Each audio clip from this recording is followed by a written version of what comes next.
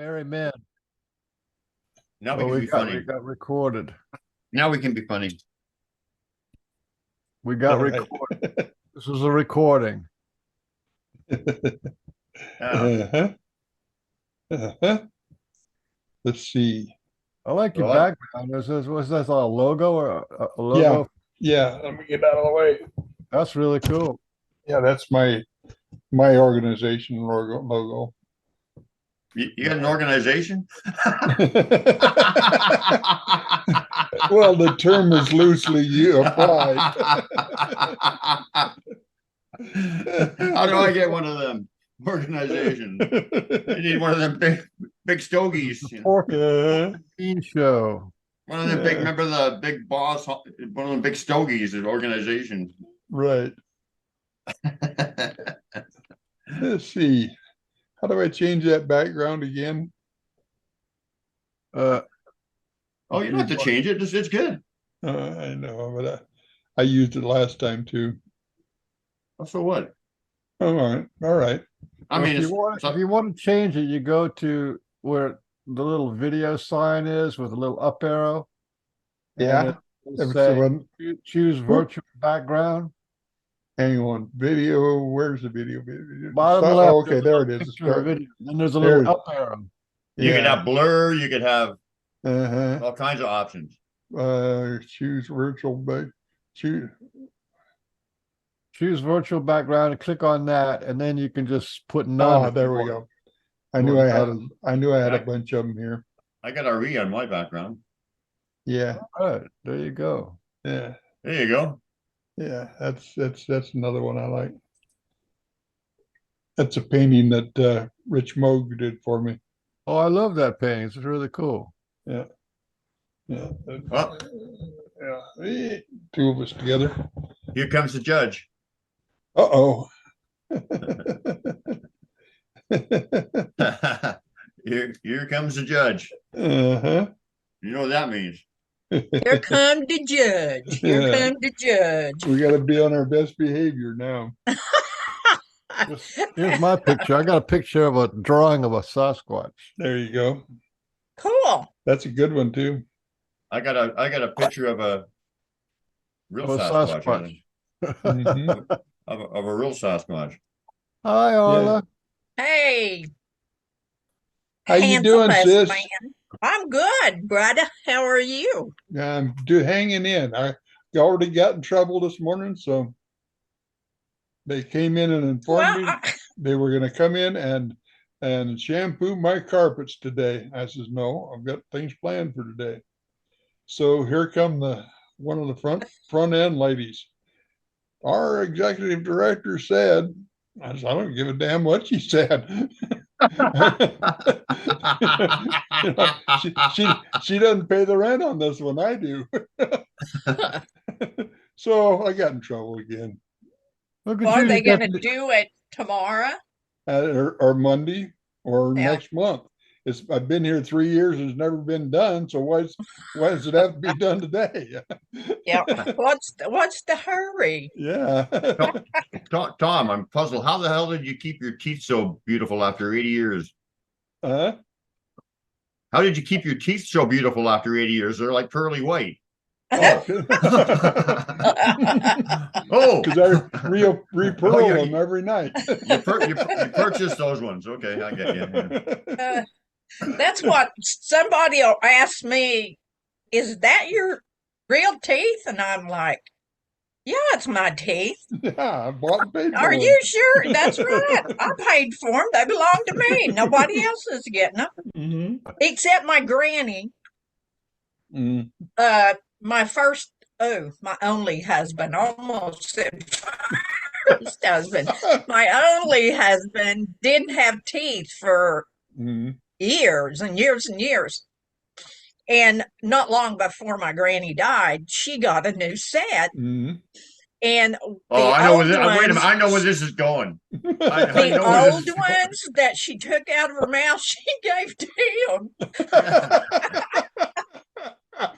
But he never wore them. No, So I have them here somewhere. I have a plethora of teeth here. I just got these a few years ago. Yeah. Mine were pretty beat up by the time I changed, but they were all my own up to a few years ago. All Yeah, what were left. You had a bunch of really interesting angles going on with them. Too. Yes, I did. Well, I took the front ones out with a chain binder one time, and they just rebuilt them. But that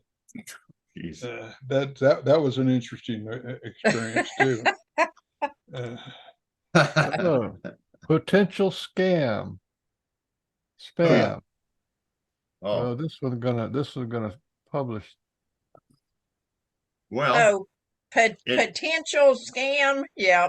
No, potential spam. I'm yeah. on pork and beans. Mhm.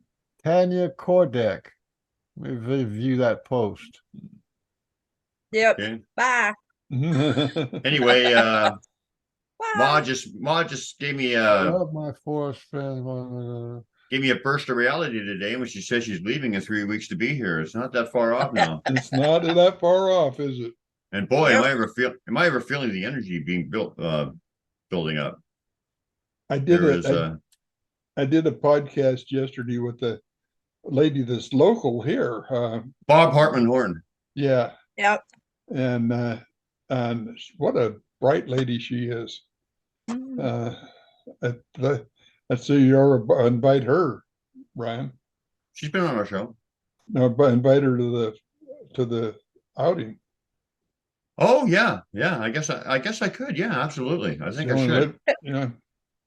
Yeah, I will. I'll get on that right after the show. Yeah. She's a friend of Kevin's. Yeah. Kevin Royce's. Yeah, they live practically next door, I guess. Well, yeah, actually they do because they share the same plan or whatever. Kevin was kind of a little just pissed off, in a not in a real way, just kind of like in a humorous way. Well, I guess it did sting a little bit, but he was saying that his clan went over and was hanging out with her now and was leaving him alone. So well, I would too. I mean, who doesn't want to hang out with a pretty girl? Well, you've never been one to turn the other cheek. Bob and I. Yeah, that's for sure. That's why you get sung to every once in a while and with your finger pointed to you. I get a lot of that. Yeah. The best So with Bob though was I think we were at the summit and we were sitting there talking together and there were 4 or 5 ladies around like there always are around Bob. And somebody come up and says, "How come you two get all the pretty ladies?" Bob says, "Because we're safe." That says a lot. Yeah. I think that's why I didn't have a whole lot of problems with men through the years. Is I made it very evident that I was safe. Yeah. And you know, I wasn't going there. Mm-hmm. And so I had very little. I've had women message me, "This man won't leave me alone. He's sending me pictures. He's doing all this stuff. What am I supposed to do?" And I'm like, block him. Yeah, that's easy. It's that simple. And my block list is rather lengthy. Yeah. So I want to ask Thom before we get the show started. How long is your presentation? Do you think? Well, the presentation part's just a bit over an hour. About okay. I know. I mean, we're going to be. But we can take a recess at any time if other things come up to discuss. But we're no. I just wanted to make sure that we run through your whole presentation. Right. Like the entirety, and then it's going to be like practice for a. No, Tom's done this before, I think. No, I mean this is this a new presentation or something? Yeah, it's just put it together for the show. Cool. So it's taking stuff I've done before, and I've rearranged it and made it applicable, made it work with this format. And then the reason I'm asking, and we got to get the show started. The reason I'm asking is because you know, we're going to spend more time with you than that, obviously. But I Yeah. wanted to go through that in its entirety, and then Arla has something she wants to talk about, or we could Cool. do that, or we could do it first, and then No, let's do Thom. okay, let's do Thom first, and then I got Yep. a couple little experiences. I put some pictures up from the Okay. last couple of days, so we can put that at the end with Arla's. I got Okay. nothing. I got nothing. You got nothing. I got You nothing. got Hey. you're the world's handsomest man. That's all you need. Yeah, you just don't. Oh, and I did have one small thing. I was sitting out on my front, having a cigarette, and I Well, was save started it. thinking about the Sasquatch, and I thought about something funny they did and just cracked me up. Actually, I was thinking about Ginger and how she gave peanuts to a Sasquatch, and it was Mhm. just that cracked me up. That was my experience with Sasquatch today, remembering what goofballs they are. Oh, by the way, before we get started, do you know what today is? Friday. Okay, it's the 25th of August, the 65th anniversary of the event that got me started investigating Sasquatch. Ah. This is the day, of course, in 1958. This was a Monday. The 25th was on Monday. And it's the day that Jerry Crew came to work and found the tracks around his cat. Huh. How old were you in 1958? 15. Wow, I was 8. Mm. Mm. Oh, yeah. I was 8.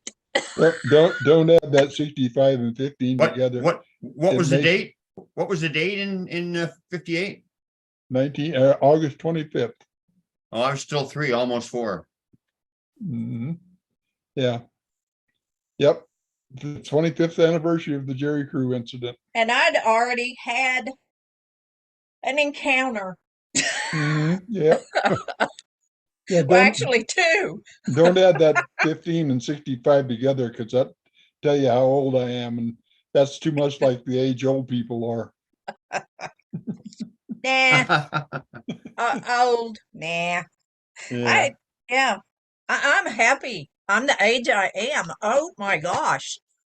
And no, I can't do things I could do 5 years ago.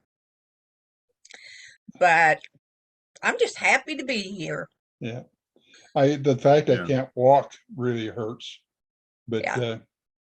but that's really the only thing. And that You still got your mind though. Your mind just Oh, sharp as I'm it can so be. How are you gonna play golf if you can't walk?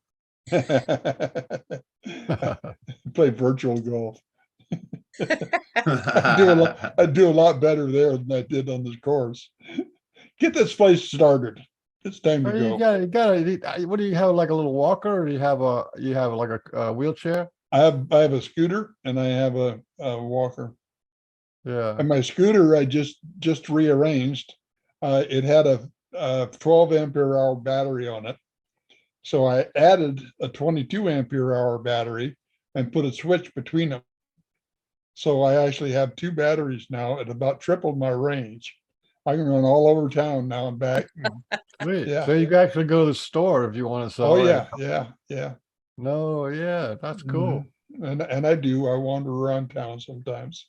And but then for getting around the house here, I've got a regular hand walker when I go to the woods, because this thing won't work in the woods well. But it's coming to Canada with me. Sweet. So yeah, let's get started. Time's a wasting. Well, I'm just changing the names, everybody. That's the important thing. All right. Our fake persona is number 1. Nobody's ever gonna know who I am. I have so many names. Well, maybe in some cases it could be good, right? The wrong person sees us. Do that to famous people. You're not supposed to change the name of famous people. Well, you can change mine then. or infamous. Yeah, but Brian Bryant isn't famous, but Fort Cunningham is, right? Yeah. Yeah, but Arla's got Arla-isms, and so I mean, she's they can make mimes and things out of her. Yeah, spread it out a little bit. She's also a high priestess. Hey, everybody! I've been a lot of things. Sorry. Hey, everybody! Hey, everybody! My name is. Okay, this is the serious part now, right? I think. Hold on a second.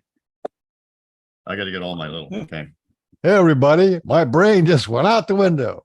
No. I had to adjust my mic. Pork and beans, pork and beans. All I see is yeah.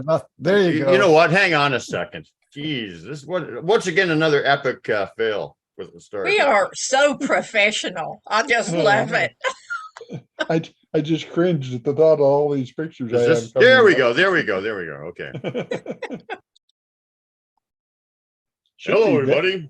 My name is Port Cunningham, and I'm here with the world's handsomest man, Frank Oliver Baines.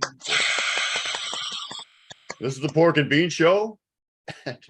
We are joined today by special guest Thom Cantrall, or Tater Tom, and of course Arla Colette, peach cobbler, or sometimes ma cobbler, sometimes just ma, sometimes all kinds of stuff. You know, we have all kinds of names for everybody, but we can't get into that now. She's the queen of sage. Oh, and by the way, please subscribe to the Pork and Bean Show on Facebook, and subscribe to my YouTube channel. Make comments, share if you dare, share. Yeah. Share, care, love, comment, and my YouTube channel, the Sasquatch BC, the True Story / the Pork and Bean Show, and lots of content on there. Over 200 Pork and Beans episodes edited, and about close to 500 other videos I made just on my own on lessons from RE. And you're prolific. You're prolific. And, you're what's called a content creator. Yes. Right. And I'm teaching Arla how to do some content creating when she gets here. But I can't teach you too. But we got to do it fast, Arla, because we got we got your schedule chock full of I know of events. We just added another one today. Oh boy. It'd be all right. What's that song? It'll be all right. How's that song go? How's that song go? Remember? Every little thing, it'll be all right. Every little thing, it'll be all right. Yeah, you know? everything's gonna be all right. You know that one, Beans? I do.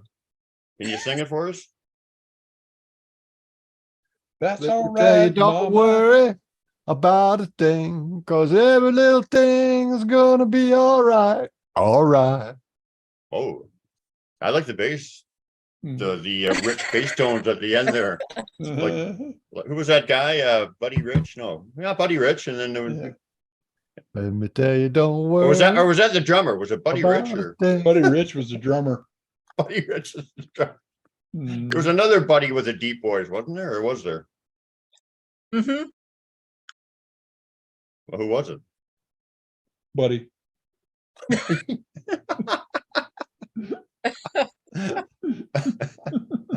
Or maybe I'm thinking of the white guy. What was that guy's name? Very White. Yeah, Very I White. didn't want to say it, but you might need to say it. Very White wasn't white though. I know, but if you're stuck for a deep baritone male voice singer, Barry White is always he was. Pull him out. Yeah. What a crooner that guy was. Yeah, and nasty, sexy songs. I mean, a lot of songs. He had some just love songs too. Yeah, he did. That's true. It was a lot of his stuff was get in the mood. Let's get in the mood.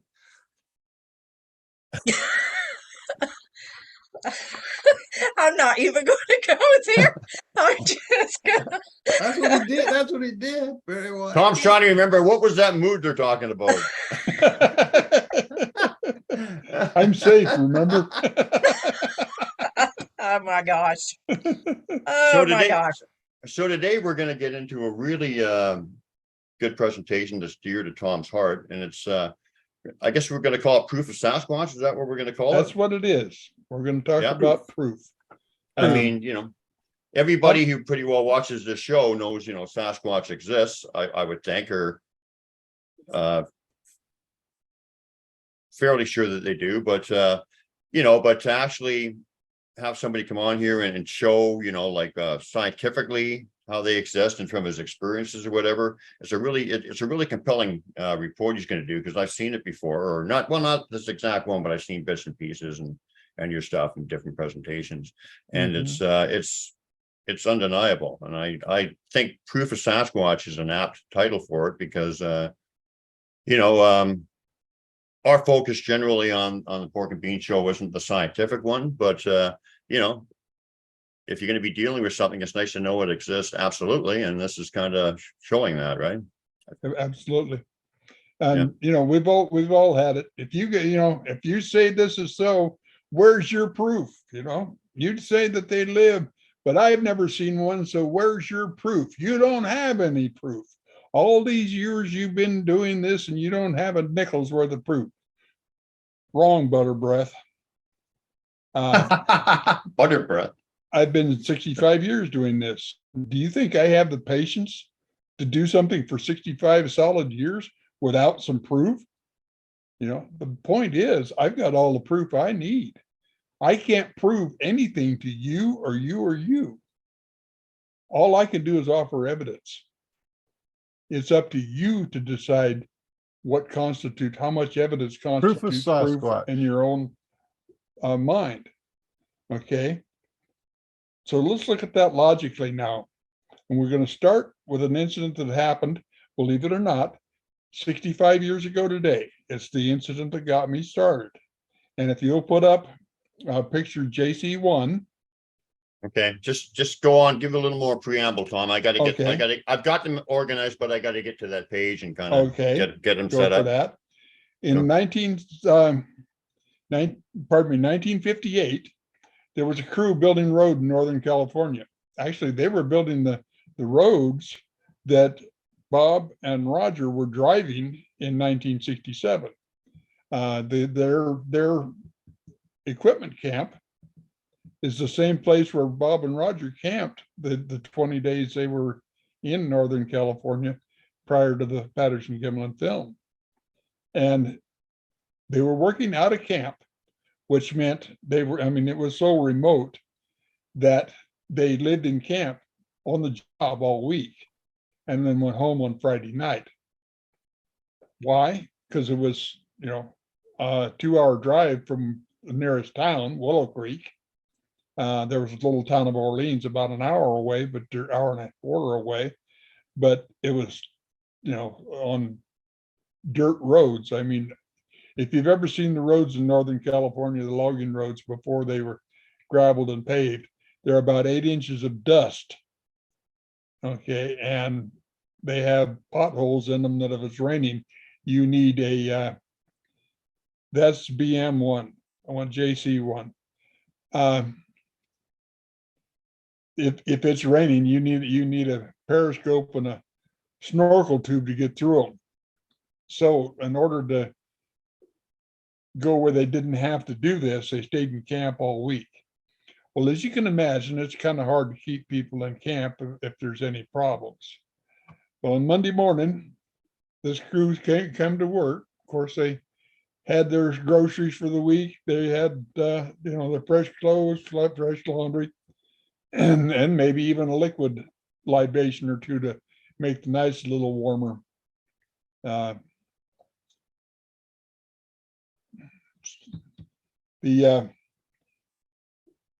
I'll just go ahead and keep talking while you're looking there. Or should we just all stop and look at him doing this? No. Well, Brian's doing something. Yeah, he's trying to find pictures. There we go. Jerry Crew. Jerry Crew is a cat skinner for Ray Wallace and Brother Construction. They had a contract on building roads for Block Company, who were the bidders on a timber sale put up by the Six Rivers National Forest in Northern California. Okay. When he got to work that Monday morning, the 25th of August was a Monday in 1958, he started his cat up as usual and let it idle while he's doing his maintenance on it, greasing all the zerk fittings and making sure the oil's up and all of that. And he noticed a set of tracks around his cat. They were 16 inches. And he called the rest of the crew down there. Of course, they gave him what for, oh my heavens. Then he got to thinking about it, who's been coming in and sneaking in here doing this? But remember what I told you about those roads? They're 8 inches deep in dust. The only tracks were this 16-inch track. Nobody was in there making tracks. It would have been impossible to make these tracks and not leave their own. Okay. They started investigations. This cast that it came from, that he made, came from one of the iterations of that. But they not only left their footprints, they came to work one day, and here's a 55-gallon barrel of fuel, which would weigh, what, 740 pounds or something like that, picked up, carried to the bank, and thrown down in the canyon. Another day, here's a tire off an excavator, and picked up and carried, not rolled. You'd see that in the dust, picked up and carried and thrown down in the canyon. On another day, a piece of 24-inch culvert, 20 feet long, would have weighed about 350 pounds, picked up, carried down the road, and thrown down in that canyon. Okay, what's causing this? Well, speculation grew on, and there were skeptics. Everybody there was skeptics except for the Indians that worked in the crew. They kind of grinned and giggled and said, white man's finally getting around to this, and these road systems happen to be right next to the Yurok and Hoopaw reservations. So there were quite a few Indians that worked on the crews and in the logging crews there. And they just kind of were humorized by it. One of the fellow's wives, Mrs. Jesse Bemis, wrote to a newspaperman in Eureka, California, asked him if were there really wild men running around in the mountains of North Carolina. Go ahead and go to JC2. And he got thinking about this. First, he just created a thought. Then he got the idea. Jerry had made that cast and was in Eureka visiting friends when Andrew Genzoli heard about it. He got a hold of him and asked him to come in for an interview. This is the newspaper article that was generated by that interview. That newspaper article appeared on the 4th of October, 1958. The wire services picked it up, and it appeared in my hometown newspaper in Santa Rosa, California, which is about 300 miles south of this, on the 6th of October in 1958, and it lit my fire. Of course, my dad fanned those flames. He had a way of generating my curiosity. It also fanned the flames of curiosity for for the boss, because now he was really having trouble. Ray Wallace was under contract, and here we are into October, and he can't keep people in camp. So what's he do? Go to JC3, please. I just wanted to point out that it says here the track was 16 by 17. I mean, no, 16 inches by 7 inches. That's right. Pretty big track and pretty wide, right? Yes. Okay. JC, this is Andrew Genzoli and Jerry together measuring the track out, and you can see the foot ruler he's got there. It's 4 inches longer than that foot ruler. Okay. Then JC4. Ray Wallace decided the way to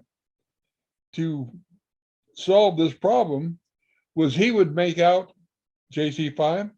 He would make his own set of tracks, his own footprint, and leave tracks around.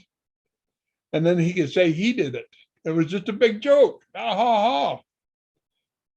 But compare Jerry's footprint to this. and tell me which one's fake and which one's real. See the square? Then That's the real one, right? Yeah, that's the real one. And the next one, 5.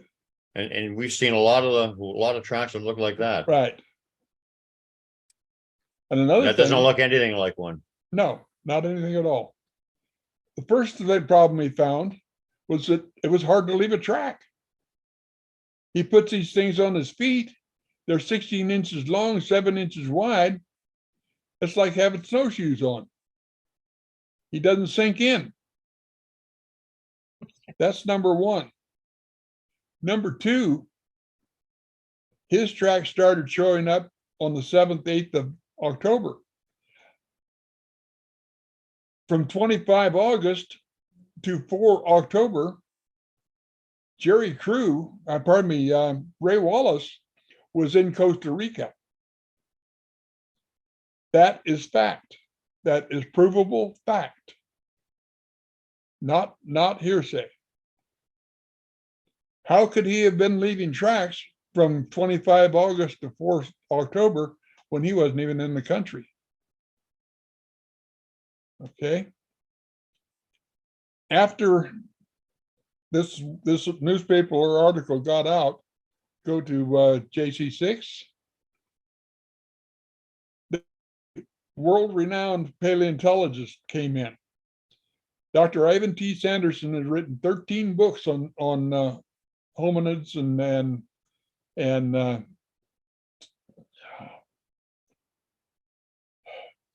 don't get old. It's not where the word just Cryptids? Mammals. No, Okay. on mammals of the world.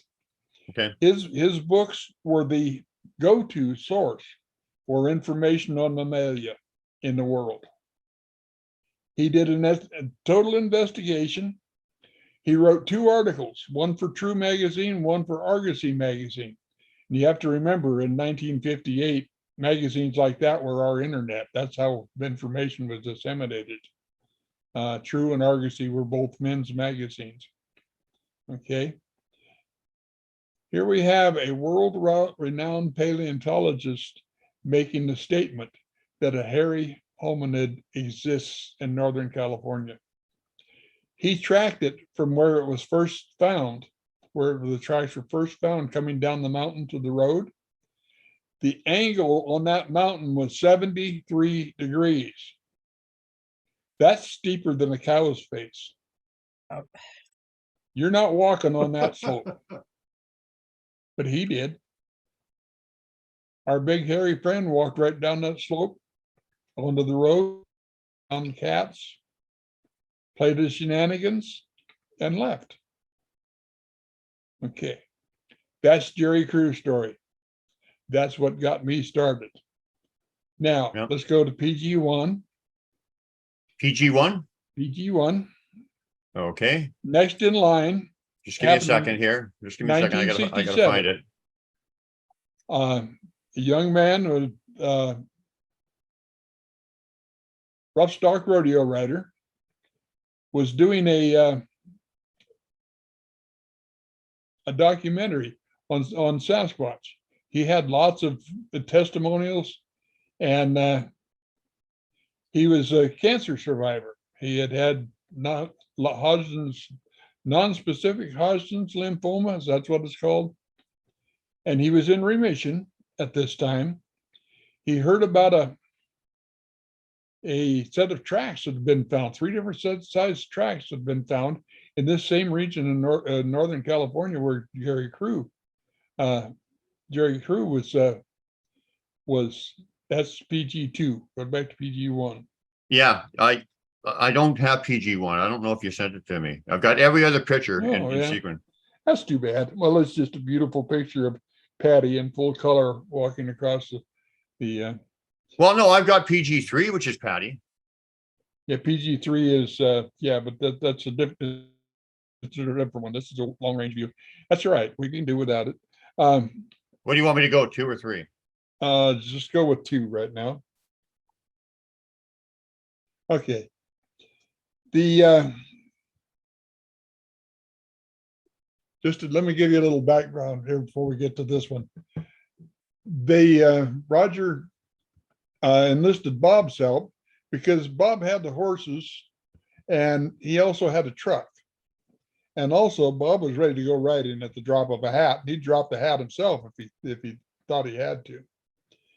He asked us, they had just been to Mount St. Helens for Labor Day weekend and got rained out. He got back to work and Roger came to him with this story. And Bob says, I can't get off now. He said he was a hot melt roofer at the time. And our season's winding down and my boss needs me. I can't get off work right now. Well, by the end of September, it had calmed down. Boss told him, you can go now if you want to.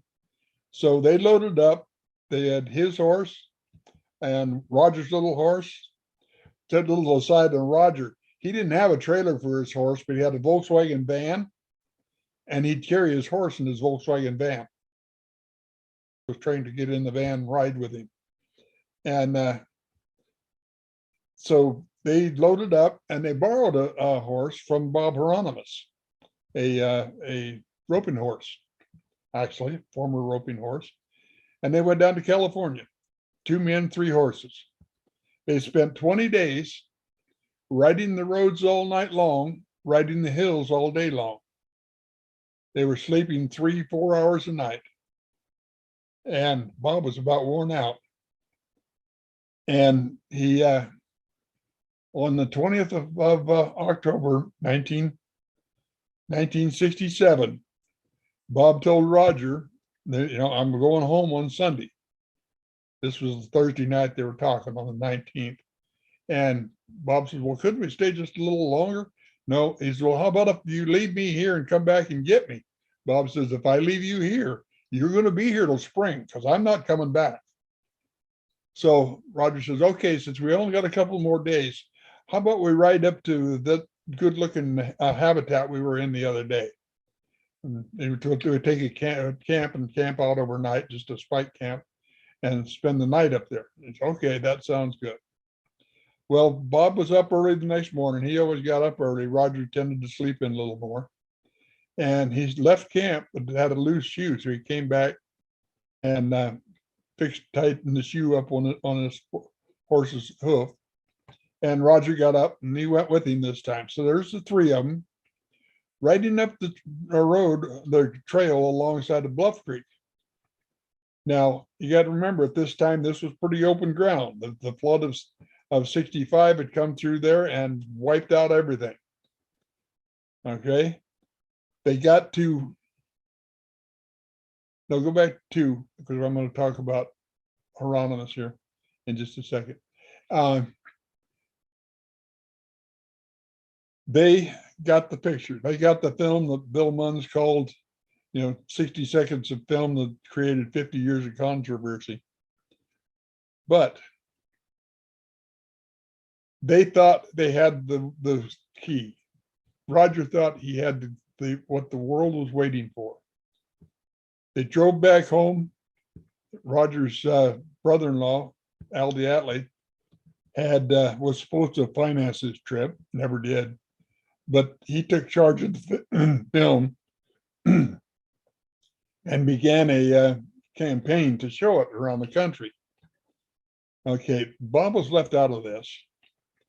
In 1967, a fellow showed up in their area in Autanum near Yakima with the idea he was writing an expose to disprove the Patterson-Gimlin film. He was going to prove it was a hoax. He offered Bob Hieronymus a large amount of money if he would do what he did. Now, Roger had been talking to a costume maker, but he was making a documentary. Of course, he'd want a costume to use in his film. And this is the costume that I'm trying to remember the name. Hang on. At any rate, that was made for him. Now I want you to look at Bob Hieronymus. Philip Morris. Philip Morris. There you go. I knew it was a famous cigarette, but You know how I got the name? How? Actually, I remembered it. Oh, how about written right on the picture? Bob and Philip Morris's suit. Well, I was like you. I actually had to think about it. I remembered the name, but yeah. Then I said, wait a minute, it's written on the picture too. So, but look at that suit. That thing has more wrinkles in it than a fat man's chin. Now, go to 3 and compare. Yeah. PG-3, PG-4. PG-3. Yeah, PG-4 now. I don't think I don't think I got it. How many PGs did you send me? I think I only got 2. Oh no, I sent you 4. Okay, 3 will do. I know okay. I got all the other ones right. Sorry. Just compare this one to PG-3. Well, there's no comparison. There is no comparison, is there? You know what this costume reminds me of is, gosh, I don't remember what year it was. Sometime after 2012, I think, when the Russians said that they had captured one and they had it in a cage and they were showing video of it. People were going wild. Even people who had said they had seen them all their lives, and they were buying into that it was actually a Sasquatch. And the pants legs of that looked very much like this. It was very evident, as this is, if you know what you're looking at, that's a costume. That's not, one of them. Right. Now, I'm going to talk just a little bit here about Bob Hieronymus and what he said. Okay. These are his published words, not my interpretation. These are his published words. I drove down to Orleans and we filmed on the beach there. He later changed that to, we drove about 4 or 5 miles up the Blood Creek Road. I put on the suit, walked across the gravel while Roger filmed it. I then took off the suit and drove home. The suit, we took it in one shot. The suit was made from the hide of a red horse. He later changed that to a black horse. It was a 2-piece suit. The bottom was on fishing waders and the top was pulled on over my head. I wore football pads to beef it up. Now the key, Roger owed me money and everybody else made money off this, so I should too. Go to back to 3. Oh, okay. Sorry. Yeah, I was getting ready to go to the next set. Hold on. I gotta get back there then.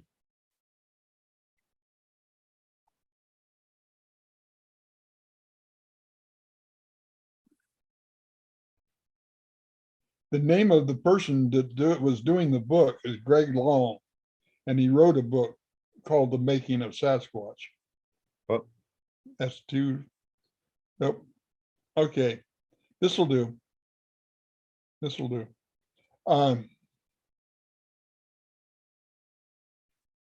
Show me the hem in that suit where the top fits over the bottom on Patty.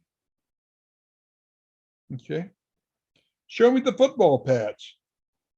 If he had football pads on and a suit, that would be over the back. You wouldn't see that line. See that line down the middle of the back where her spine is? There's no way you would see that if he had football pads on.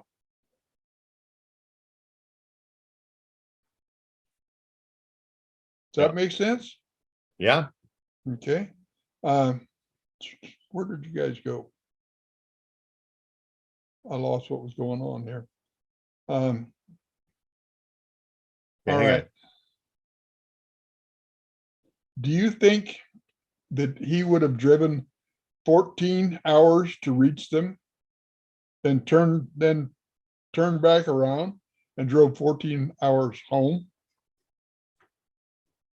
Is that anybody? Is it even No. within the realm of possibility that somebody would do that? Okay, now let's go to BM1. Well, I mean, hold on a second. Let's discuss this for a minute. Hieronymus's claim is that it was a hoax arranged between the three of them, or Yes. maybe or between the three of them, or just him and just between him and Roger. Okay, yeah. Why would you drive 14 hours to do it? We'll get to that in a bit. But you know what I mean. That's what your point was. And nobody would do that. We're going to address that in itself there in a moment. Okay. You're getting ahead of me. Let's go to Bill Munns, BM1.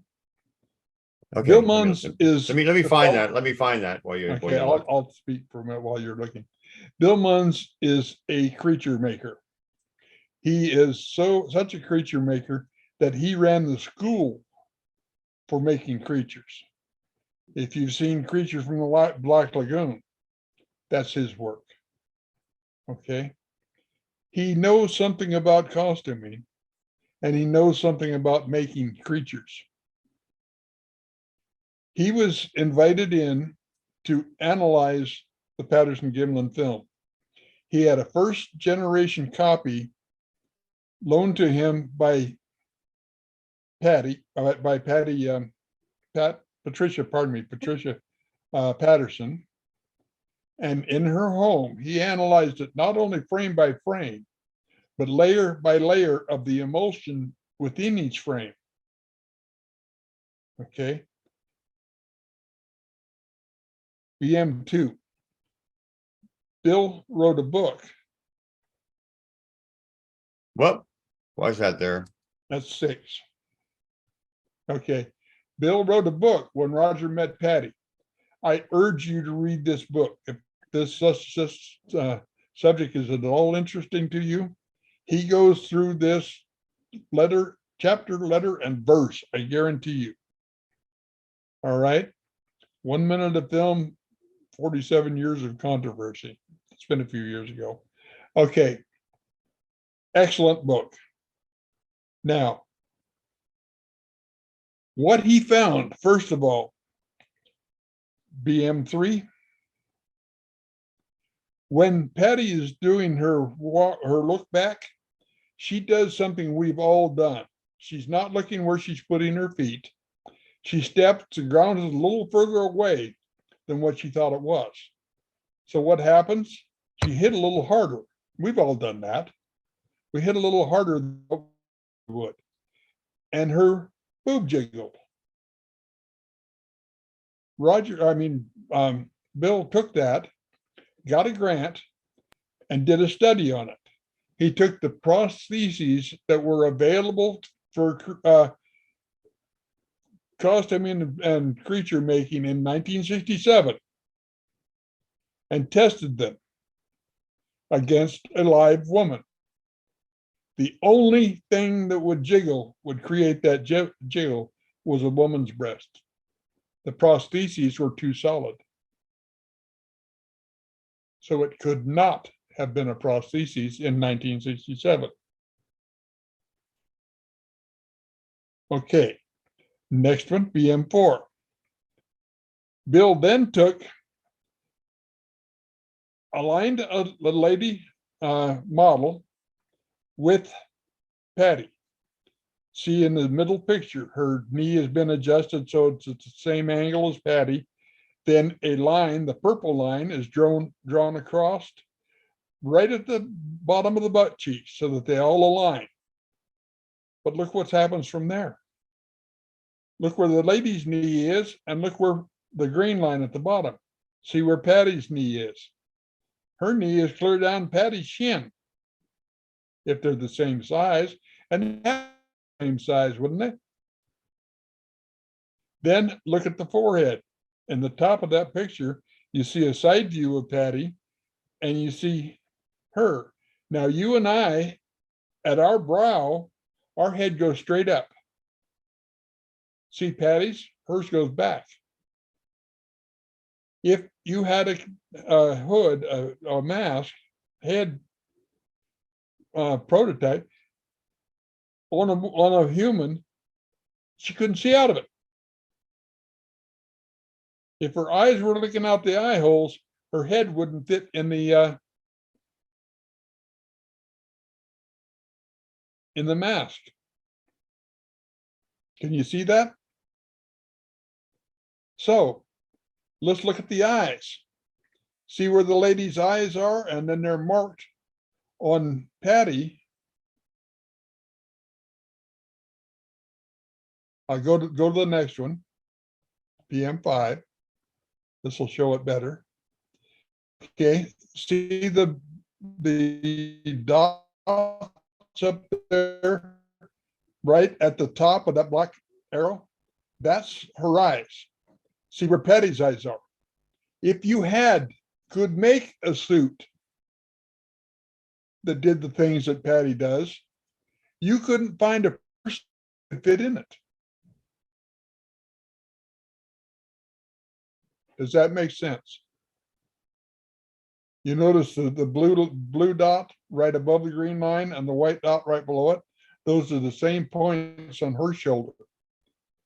It just does not fit anywhere. Okay. PM6.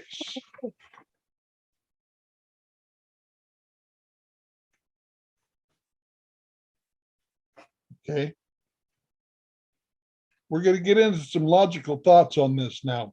Then you can look at Patty while we're looking at PM6. Okay.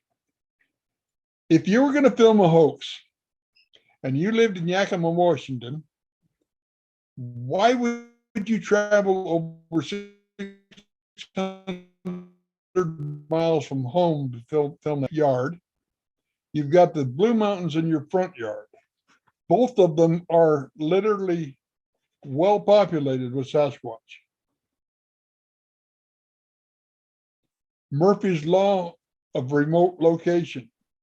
The further you are from home, the higher the odds you've forgotten something essential.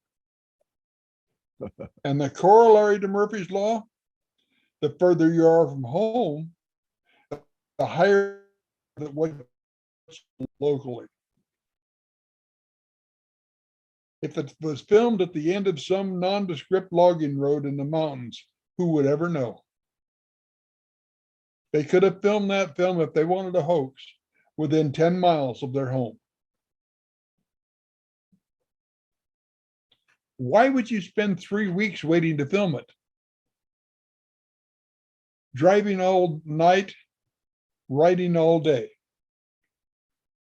Why? You're camping in an undeveloped campground, having to carry your own water, all your food, everything. You've got to go out for gas every now and again. You're tending your stock and you're trying to keep life rolling. And this is a real kicker to me. Why would you use the tag end of a 100-foot roll of film to do it? A 100-foot roll of film, the first 76 feet are used on Bob riding his horse, leading the pack horse, showing the scenery, this and that and the other, and the last 24 feet show Patty.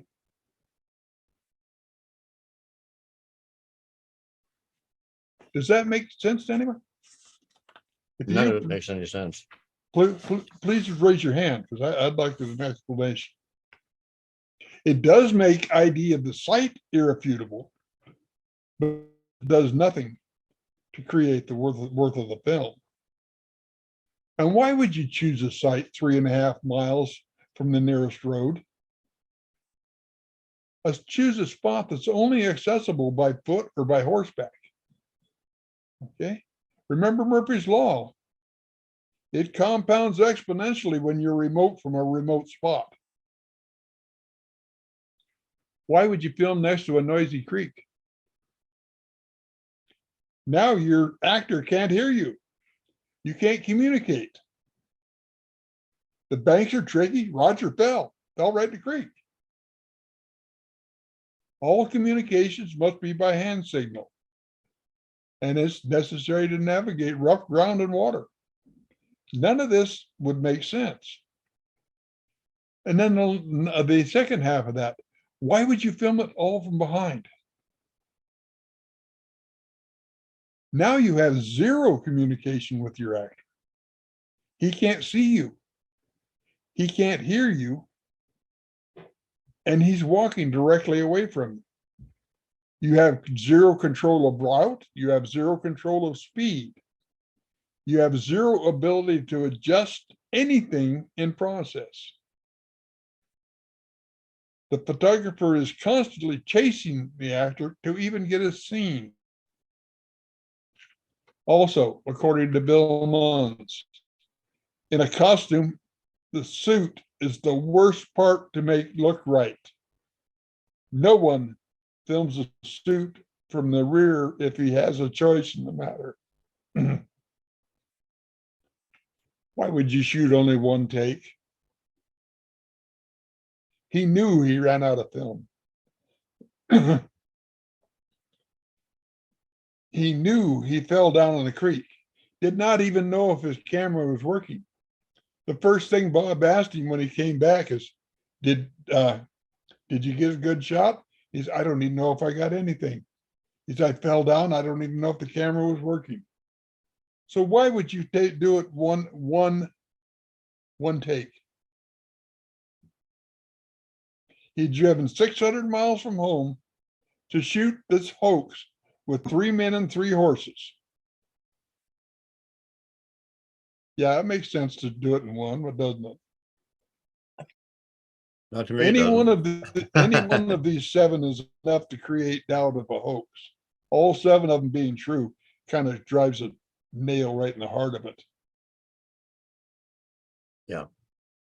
How does a naysayer respond to this? Simple, he doesn't. He won't answer you. And if you persist, what's he do? Attack you. Okay. I think we put that one to bed. Now, let's move on to proof is in the ratio. We want the IM series of pictures. Okay. And we're going to start out with explaining what the intermembral index is. This is an anatomical constant. If you want proof of it, go to Anatomy 101 in any major university or minor one that teaches Anatomy 101. An intermembral index is taught. It's the ratio of your arm length to your leg length, and it's species specific. In human beings, I am 1.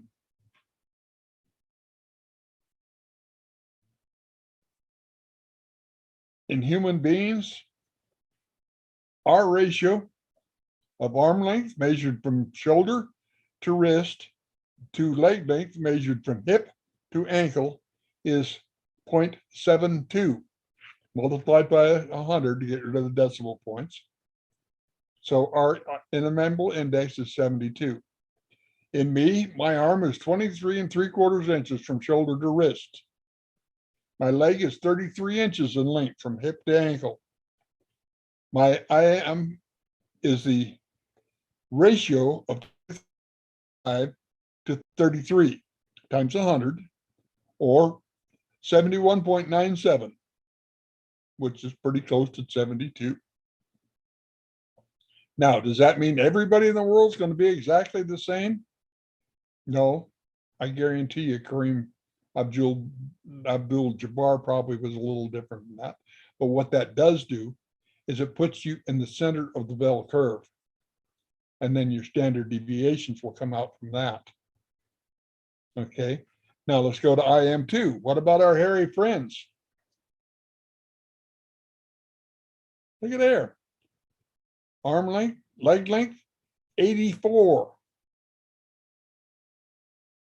Isn't that interesting? How about a bear? IM3. For those say, oh, you just saw a bear? Look at that. Their IM is 100. Their front limbs are exactly the same length as their back limbs. that keeps them from going downhill all day or going uphill, right? All right. Number IM4. What about giants? This is Andre the Giant. He was what, 7'4", 7'5" tall? Yeah. But look at what his IM was. 72 and 5. Midgets? How about a midget? What's it do there? IM of 72.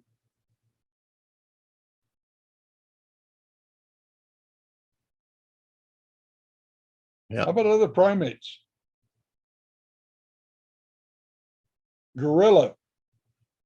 His arm is quite a bit longer than his legs. He's got an IM of 120. Chimpanzees, 105. Now, how does this help us? Back at the turn of the century, BBC came up with an idea, and somebody approached them with an idea to debunk the Patterson-Gimlin film. They had this costume made, and they spent tens of thousands of dollars on this costume with the idea they could do the same thing that Patty did. First of all, look at the head turn. In human beings, our head sits up on a pedestal. When we look back over our shoulder, we look right over our shoulder. Our chin goes above it. Patty, she has the same 7 vertebrae in her neck, according to Jeff Meldrum, but they're smaller. Of course, a giraffe has the same 7 vertebrae we have in our neck. Those, okay. Can you imagine a giraffe with a sore throat? Okay. A whole lot of it there to be sore. It's kind of like me with a bellyache. And okay. But you see, when she looks back, she has to open her shoulder. Now, let's look at the IM. Patty, we've shown, is 84. The suit in red, 72. What's that tell you? Right there. Without a doubt. After the airing of this special, BBC apologized to Bob and Roger, actually to Bob and to Roger's widow, saying that it actually did more to prove the film than it did to disprove it. Now, let's go to IM8. You know what? Yeah. That's pretty damn noble of them, because you don't hear that very often. Not very often, do you? Who was that, BBC? Yes, BBC. Very, Okay, very classy. IM8. This is one we've seen before, but look what we got here. Arm, leg, IMI, 72. Okay. Now let's look in the real world. There's Mr. Heronius. Hello, sir. Yeah, yes. Yes. Let's go to the IM9. This is the Marble Mountain figure. If you remember, there were scouts hiking the Marble Mountain wilderness in Northern California. And they found this nest. And then this creature was up on the ridgeline, walking down the ridge, gesticulating at them. I did the IMI on that. It was 82, 80, was as close as I could get. So it's in the 84 range. Okay. Next one. Independence Day figure. If you remember this one, she bends over and picks up her baby. 84. Next one. This is a figure that NUTV put out, claiming to be a Sasquatch filmed. We do the IMI on it. It comes out to 72. Guess what? Okay. IM12. The Jacobs figure. A lot of people claimed this was a Sasquatch that had hair problems and on and on and on. Look at the IMI. 100. It's a bear. Okay. Yeah. So now we know exactly what we're looking at. You should give me a film where I can see the arm and I can see the leg, and I not just by that right there. Paul Freeman film, 84. The one I haven't been able to get yet is the Independence Day footage. I can't get a clear enough picture to get, a measurement on the arms and on the legs. But let me tell you this about that, why I think that it's real. Number one is that she's carrying something on her back as she's running. Number two, ABC did an expose of it, their famous exposés. They hired Richard Pryor, who was a world-class sprinter from WSU. Of course, being from Washington State, he probably wasn't all that fast, but not like the Huskies, not like the University of Washington would be, but little cross-strait rivalry there.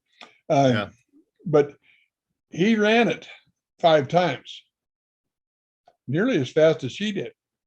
The problem is they showed the whole run that he did, but he never ran it the whole way, any of those 5 times. He fell every time, and they pieced it together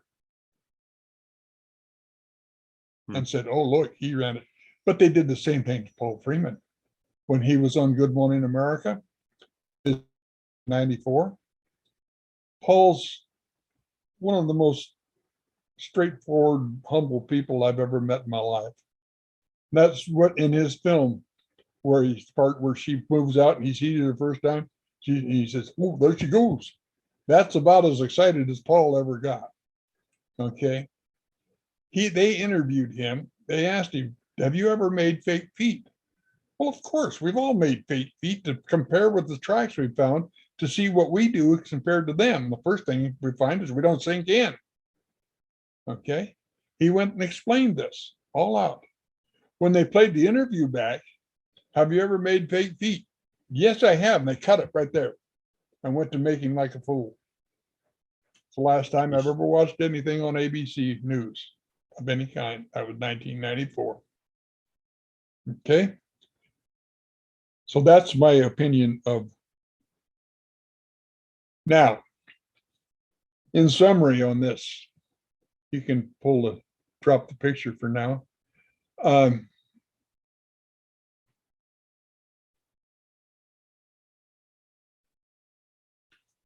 We've always wanted reproducible evidence, right? Measurable, reproducible evidence. Isn't that what it requires? That's what the believers say. What is it that I just gave you? That was measurable, reproducible evidence. That's right. Yeah. I don't think there's proof. I mean, like I said, that the title of this show was Proof of Sasquatch. That proves that there is some other kind of bipedal hominid out there, because science is telling us that somebody who's that measurement, what it's called that you said, that adds up to 84 is not a human being. That's right. It's something else, and it's not something you can argue. So on that point, I just wanted to ask you something on this before we get off this one. So on that point, what have the scientific crowd that you talk to, like Dr. Meldrum and some of these other people, what do they say about this? Jeff agrees with me totally. He thinks this chart is this is one thing that we agree on. Last time we were together out at the summit, I went up to him afterwards. I said, well, Jeff, we've done it again. We both spoke and we each disagreed with 60% of what the other person said. And then we can still shake hands and go home, because you can disagree without being disagreeable. And he says, yeah, he says, I know. He says, I listened to you, and he said, I'm disagreeing with you, but he said, but you're so darn articulate and you make such good points as I find my head going up and I told him, Jeff, listen to your head. Okay. Well, I no, honestly, I don't know how anybody can dispute that. I mean, No, I mean, I don't- I'm not a science. I'm the complete opposite of a science type. But I look at that and I say that, well, there's just no other That's what I say, explanation. that those who disagree with you won't acknowledge it. And if you persist on it, they'll attack you. Yeah. Okay. Have I ever been attacked? Has Arla ever been attacked? Probably a time or two. Yeah. I'm even starting to get attacked now. A little bit. I got attacked once. It felt bad. Did it? We've been attacked so much I don't even pay any attention to it anymore. How could They anybody attack? they said I had psychological problems. Yeah. Oh, you're nuts. You psychological problems. Yeah. Oh yeah, I've heard that. Anybody that hears voices should go to a psychiatrist immediately. Oh, really? And I have a whole dissertation for that. Where are we going now, Tom? We're going to our Cry in the Night CN group. The CN group. CN. Yeah. That's what our job is. We got to see into this proof. See into it. Now this one I got in a lot of Hold trouble on a sec. for. Okay, I got accused of plagiarism. I got threatened with lawsuits and the whole 9 yards over this by a guy who runs a site that looks into anomalies and charges for you have to be a member of his site to see the nitty-gritty stuff, and he charges for that. And I always labored under the apprehension, if you're in science and you put out a theory, that the chore was then for other people to do the same thing and either corroborate or negate your theory. Well, this person didn't like the fact that I referenced him, and I referenced him in everything that I talked about that was his, and he was screaming high. He was going to have me arrested, and he was going to do this and do that and have a lawsuit against me, and I couldn't possibly do this because I didn't have his software, and I didn't have enough money to have his software. And thinker can do it the way he wants to. I do my own thing. What you're seeing now is a waveform of a night scream, night call. It was recorded by Terry Boson at our camp in Blue Mountains last year in 2022 in the Northeast Oregon camp. It was late at night, and it's that night howl. Notice it's just a tone. There's no modulation. It's just a tone. In 1972, go to the next picture. CN2. Two guys did some recordings of their own. Al Berry on the left, Ron Moorhead on the right. And then another friend, CN3, took those, CN3, you missed him. Where did it go? I don't know. Huh. That's all right. Sorry about that. The other picture is Scott Nelson. Okay, Scott took the Sierra sounds and did a what's the word I want? Study? Well, he did a study, but he did Voice analysis? Yes, and an alphabet, a phonetic alphabet. There's the word. He did a phonetic alphabet of the sounds in the Sierra sounds. He stated, and this is important, listen to this. He had to slow it down 50% before the pheromones started showing up. That's the individual syllables. You'll get people, I can understand what they're saying. They're saying this and such and such. No, they're just hearing the surface. You have to slow it down by 50% or more to start getting the individual sounds, individual tones. Mm-hmm. Here's what the voice, the waveform for a human scream. Notice that it is modulated. All right. Next one, 5. This is a cougar. Look at the modulation in that. Wow. Okay. Number 6 is the Sierra sounds. Okay. Number 7 is Tracy Bosun's sounds when we slowed it down, way down. And this is where I got in trouble because I said I borrowed this person's idea with Tracy Bosun's. And he didn't like me quoting that. I was using his idea, I was plagiarizing it. Okay. I thought I was giving him credit for it myself. Okay, number 8, my own voice. Then the coup de grace, number 9. Arla, you're a singer. How many octaves can your voice span? Arla had to go. She'll. Oh. I'm not sure she's coming back. Oh, okay. She's done? There are people, singers, who can span 5 octaves, their voice range. Yeah, I used to be able to. Okay, here is a single note spanning 5 octaves. Wow. The waveform of a single note spanning out 5 octaves. I don't know of any human being that could even begin to emulate that. Not even Pavarotti. No. Isn't that cool? It's amazing. Okay. Now, let's go to FS1. FS1, okay. We're going to do our summation for the jury. Well, I think the verdict's already in, but let's keep her going. Okay.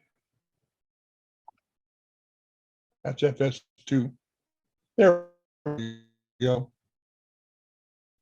Summation to the jury. We've heard the testimony of world-renowned paleontologists, of unseen participants. We've heard the testimony of investigators, creature makers, expert costumers. John Chambers won the Academy Award for Planet of the Apes. Planet of the Apes. Said, that is so well done. We could not do it in 1967. Disney Studios said we could not do that with animatronics.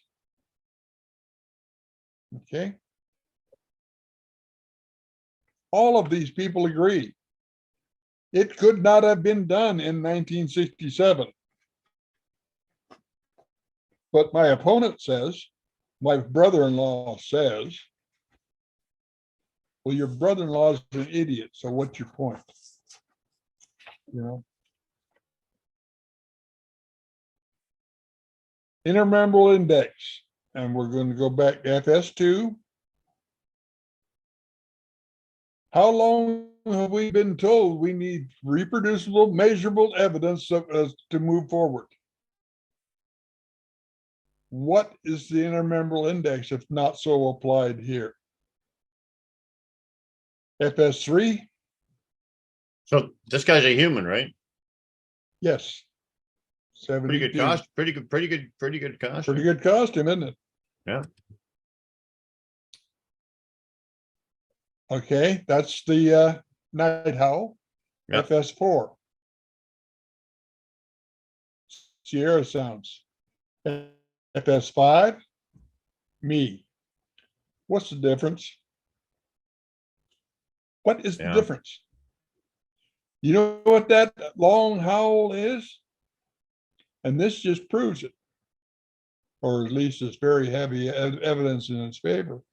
They're communicating with one another by voice over long distances in that howl. Okay. Ask any scientist who works with speech how many classified species exist in the world today that are capable of articulated speech. You know, I'll tell you, 1, you and me. because our tongue is attached to our hiatal bone in a particular way. There are other animals that make noise. Chimpanzees can squeal. Gorillas can make noise, but they cannot articulate speech. They can do howls and bangs and clacks, but only Homo sapiens sapiens is classified that can do that can actually articulate speech. I submit to you today that we have made a case for a second. He's unclassified as yet, but I think we made a case for his existence. My choice of names would be Homo sapiens hirsutii, hairy wise man. So I ask you, what say you? Is he guilty? Does he exist? Or is he not guilty? Does he not exist? By the evidence we presented today. And this is the book. It's all contained in. Thank you. Well, that was very good. You didn't even have to get into the DNA stuff. No. No, Nope. That's still a little bit over people's heads, the DNA stuff, because it's, everybody starts crying about it. But Oh my head. But- That was such a joke. I mean, the DNA came out, a report came out, and all of a sudden people that couldn't spell DNA were experts on it. yeah. Yeah. And when you get 150 samples from Mhm. across the nation, and what can you say? So I guess it's just they're not ready for the DNA No, part they're yet. not. They're not. But they have to. They're a prime example. They couldn't attack the evidence. So what did they do? They attacked the person presenting the evidence. If And you listen to the them, form, they took apart her presentation, oh, God, it was and saying it terrible. was sloppy or whatever, inconclusive. All this kind of She stuff. didn't do that testing. That wasn't done in the sink in her basement. She ran a business that sent people to the freaking gallows with her DNA work. Okay, I know Melba Ketchum fairly well. I don't like her. She hurt some good friends of mine very badly, but I see nothing wrong with her science. Those samples, I don't know if you know the story on that, how that came down, but David Paulides was instrumental in getting that started, and he had done some stuff for her, so she was debt for something, and he had some hair samples, and he sent them to her and asked her for DNA on it. Well, she didn't want to get involved in Sasquatch at all. She knew that where that path would lead. So, but he kind of insisted. So she sent part of it out for forensic examination. It came back forensically identified as non-human primate, unknown non-human primate. She sent it out then, she was curious, she sent it out to for DNA testing, and it came back as pure human. Now she had a quandary. DNA said pure human, forensics said non-human primate. Which was it? That's what started the DNA project. That's where she gathered 120 samples from across the world, and and ran them. Actually, she didn't. They went to 23. The initial hair samples were done in 4 different universities: University of Southern California, Texas A&M University, University of Texas Arlington, and University of Texas Eastern. They did the hair analyses. Okay. I guarantee you she didn't influence any of those people. Also guarantee you, if she'd have reported incorrectly their findings, they'd have been on her like a duck on a June bug, because their reputation was at stake. When she did the 109 She used 23 different laboratories, coast to coast. Blind study. They did not know what they were testing. Then she correlated it and wrote the report. The difficulty came in with Justin Smaja. He had killed 2 Sasquatch, murdered them, had been feeding them for 2 years and murdered them. That was the so-called steak that she had. It was a piece of flesh. It wasn't a steak, it was just a piece of flesh. But she had enough to do 3 full genomes of their DNA. She didn't do it. 23 of the top laboratories from coast to coast did it. University of North Carolina came back at her when it was nosed out that they had done Sasquatch DNA, threatened her with a lawsuit if they published under their name. Okay?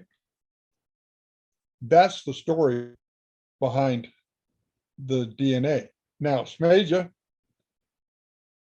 when it started coming back, they're human, his buddies got worried that he was going to be arrested and tried for murdering humans. So they went in to where he did that, scattered some bear remains, bear carcass, then invited a whole bunch of people in. Meldrum, Paul Graves was there. There were a bunch of them that they invited in to do this study. Of course, that was all bear. So that was the lever that they used to attack the study. It's amazing what happens when you investigate things, isn't it? Yep.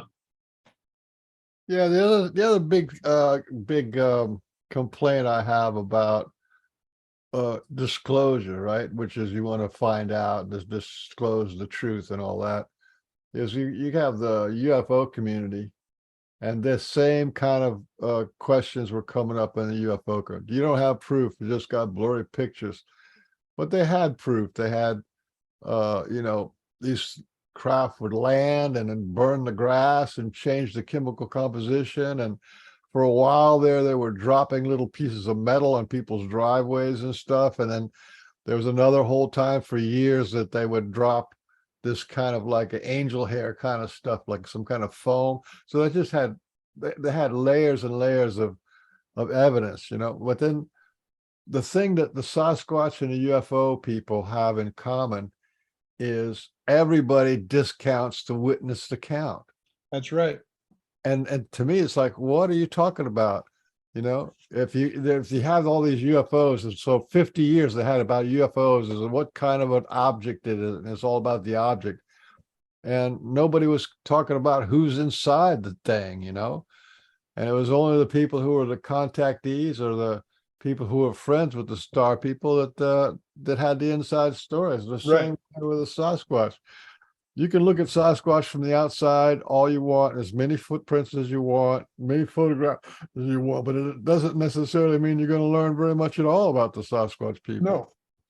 No, especially if you don't have any knowledge going in, or because we're all going to look at it. This is something that's very important. We all look at it through our own eyes, and our own vision is tempered by how we grew up. What is our experience?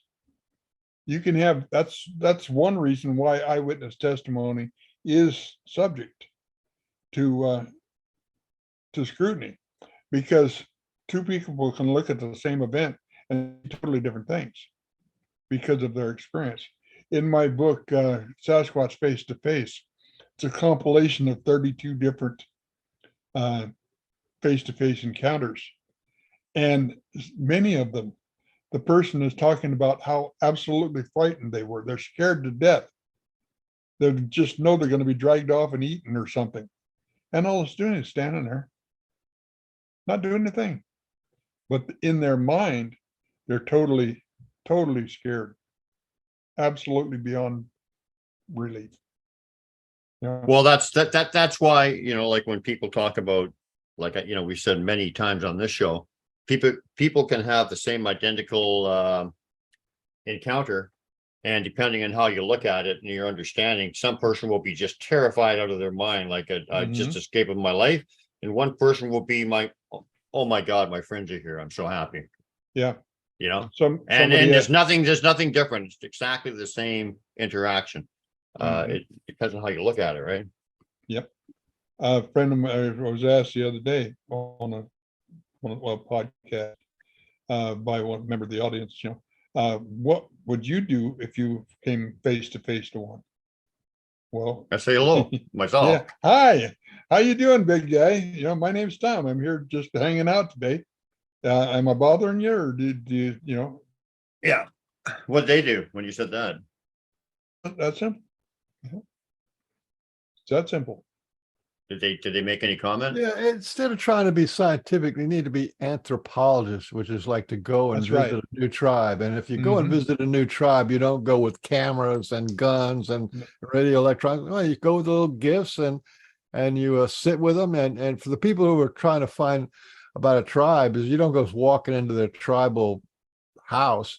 You sit on the outside, you camp out, you offer little gifts, you wait to be invited in, and Right. This is anthropology. That's the way they do it, and that's the successful way to do it. And people haven't quite got that point yet. They've still got the monsters in their brain. Yeah, I asked permission to take pictures. Yeah. Yeah. Yeah. Yeah. That was. Yeah, I mean, that's the way it is. I mean, they show up in all kinds of my pictures. Yeah.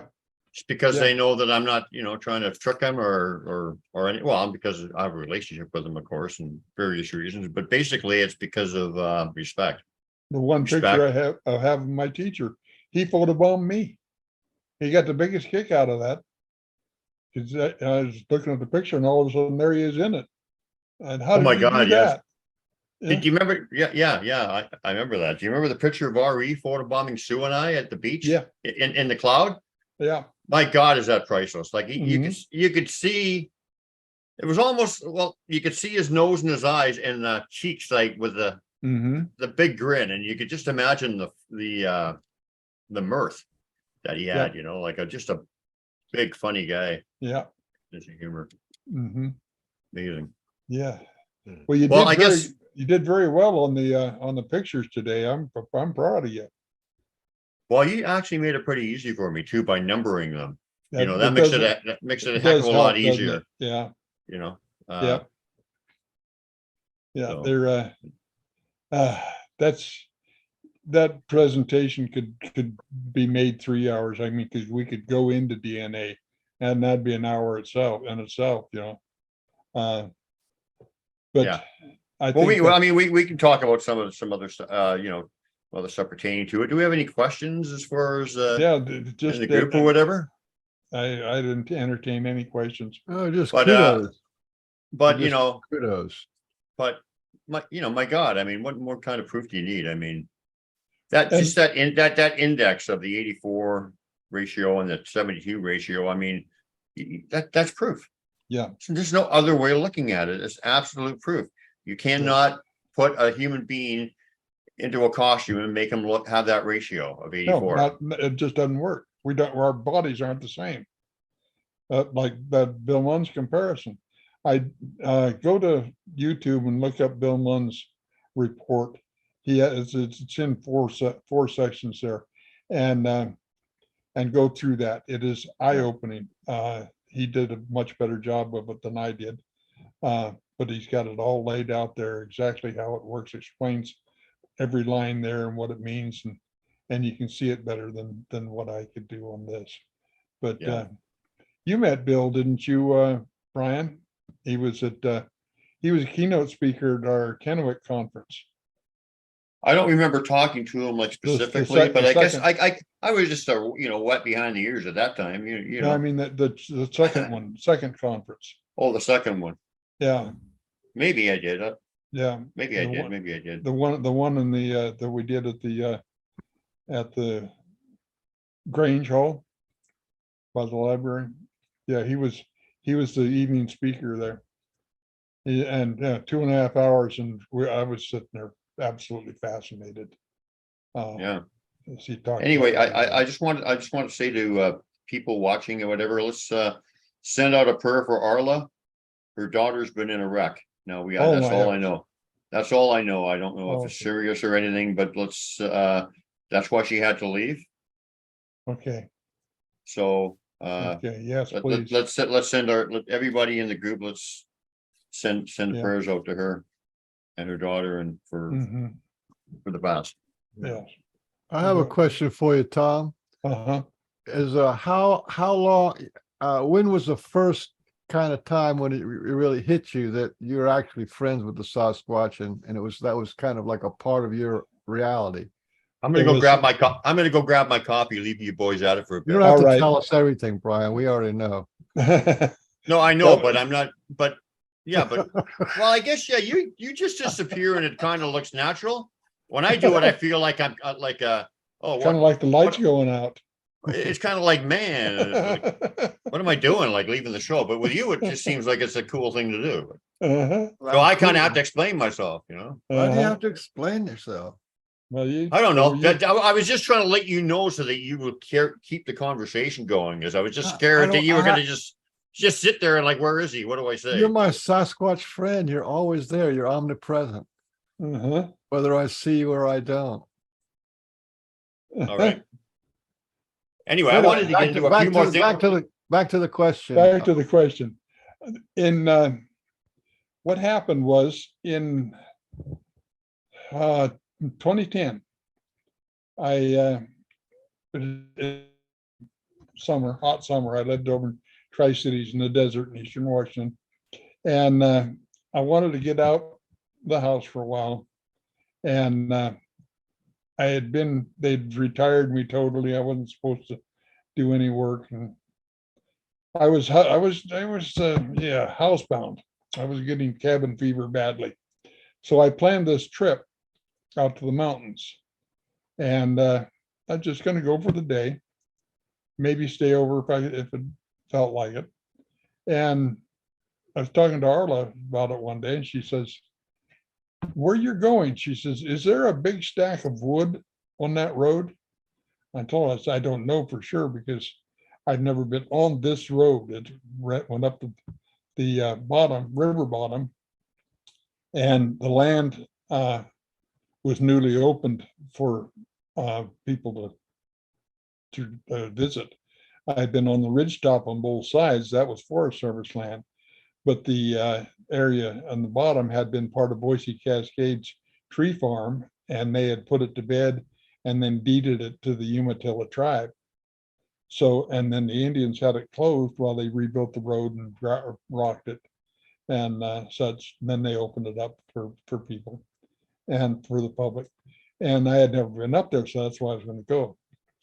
And I see a big pile of woods there, and there's a large male with a red stripe on his chest looking for you.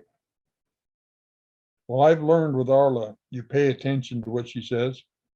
And so I did. I said, well, I'll just go up the road, and if I find such a stack of wood, I'll just set up there. And as it turned out, I did. I found that. So on Saturday, the 25th of September, 2010, I was driving up there. I found this deck of wood, and there was a great big flat spot there where when they were working on the road, they'd dozed out this flat area and they'd come back and grass. I parked my car there. And the same way I do my research all the time, I got out my ice chest full of chicken hips and boiled eggs and Diet Pepsi, set them on the ground, undid my chair, took my Kindle, sat down in my chair, grabbed a chicken hip and a Diet Pepsi, and opened my Kindle and started reading and waited for them. Well, from the 9 a.m. or so till 2:30, 3 o'clock in the afternoon that I sat there reading and enjoying, 2 or 3 vehicles went by me. And about 2:30 in the afternoon, I can't come out. There's too much traffic. I was, oh my, I came on a Saturday. I'm retired. I could have come on a Tuesday. I mean, my week consists of 6 Saturdays and a Sunday. I didn't have to wait till Saturday to do it. And well, that's all right. I said, would it be better if I came back another day? Yes, I would. And I had stopped on the way out and picked a box of apples and a box of grapes for them. And I said, do you need the food? Would you like me to leave the food? And he kind of laughed. You haven't been laughed at until you've been laughed at by a 9-foot Sasquatch. I want you to know that. And he says, not now. He says, we don't need it. The swimmers are in the river. And he was right. You could walk across the river on the backs of the salmon that were in spawning. And so I left a few. He said, leave a few. And I did. Left some grapes and loaded everything back in the car, getting ready to leave. And I just had my right foot was in the car under the steering wheel. And I was just sinking down in to sit in the car. And he stood up right across in front of me, right across the little road. It wasn't 15 feet away. And he's standing there. And I know exactly how tall he is because there's a little hawthorn tree there. And I named it Nathaniel. I don't know what else you'd name a hawthorn. But his head just touched across a branch sticking out there. And I measured the distance from that branch to the ground. He said, I wanted you to see me before you left. I will be in touch with you. You and I have many things to do together. And that became my teacher. That's Akanisha. That's Red Stripe. He had a red stripe, and it looks like it was probably a berry stained stripe from top of the left shoulder across his chest down to above his right hip.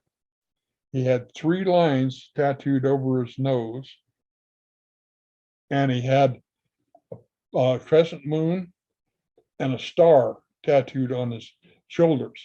And it was Indian style, where you just break the skin and rub charcoal in it. And that's when it came. That's when I knew. From that time on, he's been part of my life. Yeah, because I was reflecting about it because I got my first encounter in late 2012 in December. And then so I look back at that and I feel like there's a continuous connection. I feel a continuous connection, even though I'm not a big woods person or anything like that. And I just thought I'd ask you about that continuous connection. There's some kind of a in your mind like that, yes, very much so. And it's it almost will like be every continuous. day, anytime, it's there. Yep. I can call on him at any time. He's done some fantastic healing on me. Just unreal stuff. Sasquatch Myth, the Mystery, I detail that. And anybody that wants to look at any of my books, my website, just thomcantrall.com.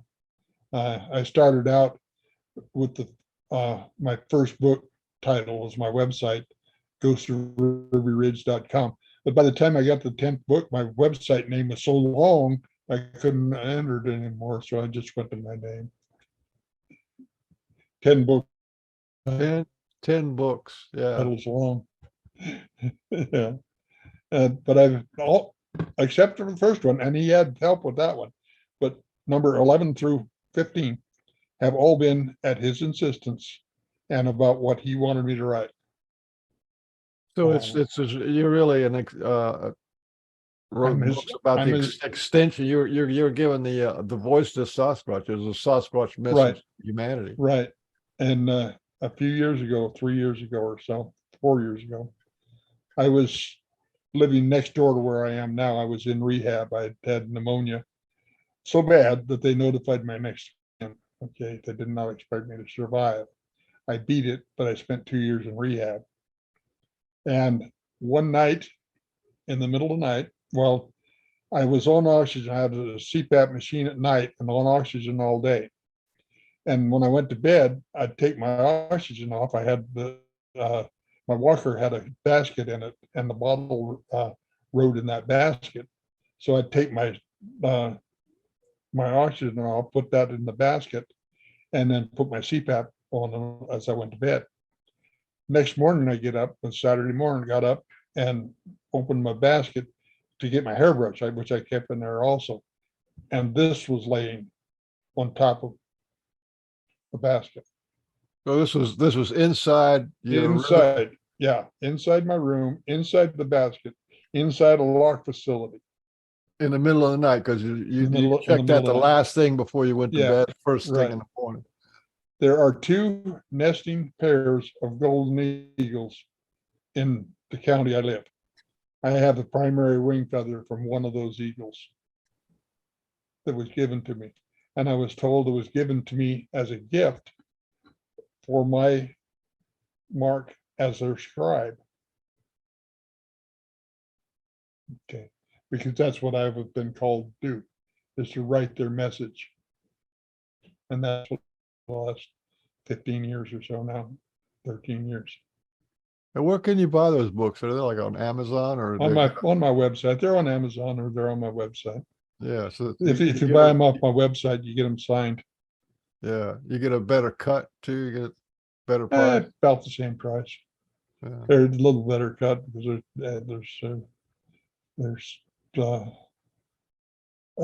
shipping comes out of it too. So yeah, but yeah, it's I that's one reason I love Kindle, but I don't like them for my books because people get really upset with you when you sign the face of their Kindle. Put a magic marker on the Kindle.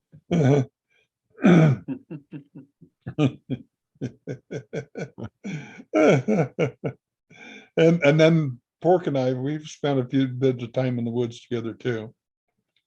And yeah, we've had some encounters together. It's funny, I just can't imagine somebody who's like an ape only. I can't imagine them writing 10 books. It just doesn't have, because how many, it was like one book on plaster cast, one book on hair samples, one book on scat, Mm-hmm. and one book maybe debunking photographs. So that's like maybe 4 books you could possibly get out of it. Yeah. And Well, that's 5. Eyewitness accounts, you can get lots of books. I've got 2 books. You just look at it from eyewitness accounts. Yeah. Yeah, you just look at it from a That's a point on that. Wide on this- scope of perception, whatever. What? On this presentation I did today, all of the personal incidents that I recited were all witnessed. Okay, it wasn't just me. It wasn't just one individual. There was corroborating testimony on all of them. It's just like the healing episode with Sue in the tent. You know, I can say one thing, I can tell you all about it, but that's just me talking. But when I've got another person that's witnessed the thing and tells you the same story. Somebody was talking to Kathy Blunt the other day and about they had read my story of the night she got locked up by her Sasquatch, by her tent. Yeah. And they'd heard my account of it. And then they were talking to her and she told the same story. They said it just made it all come to life because, they'd heard it from me. But when she corroborated it exactly the same way from her viewpoint, it just changed it entirely, and a degree of belief. So that's important. That's important. When I think testimonies, that's really where you're going to get your information. Because if you look at the channels on YouTube, the channels that just tell the stories, right? Tell the testimonies, right? Or whether they read them or the guy comes on and does the voiceover. There's thousands and thousands of them. You know what I mean? And at some point, just the preponderance of weight of all that collaborating, experiences from In a Australia. court of law, they call it the preponderance everywhere. of evidence. Yeah. That's more compelling than a footprint. For those people that don't believe in mind speak, I have 2 incidents that I use. I was coming home from a friend's house dinner one night, February, rainy. Oh, it was raining. And the stretch of road is the old highway, north-south highway on Pacific Coast Highway. And it's concrete and it's just straight as a string back to the freeway. There's a curve right at the end of it that aligns you with the freeway. So there's an on-ramp there. But other than that, across that flat, it's just straight. And I was coming across there, it was about 9:30, probably 9:30 in the evening anyway.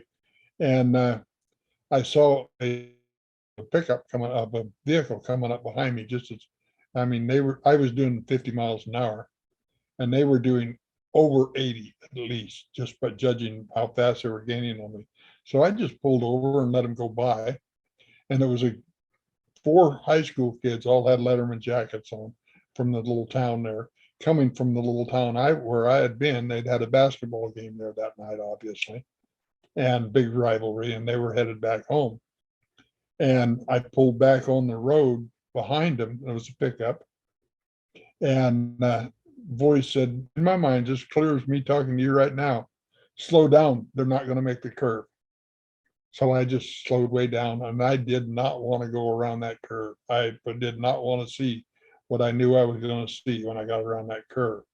Fortunately, all they'd done is they'd spun out in the in section and the infield on that off on ramps of the freeway, the Interstate 5, and they couldn't get out because it had been raining so hard. It was so slick.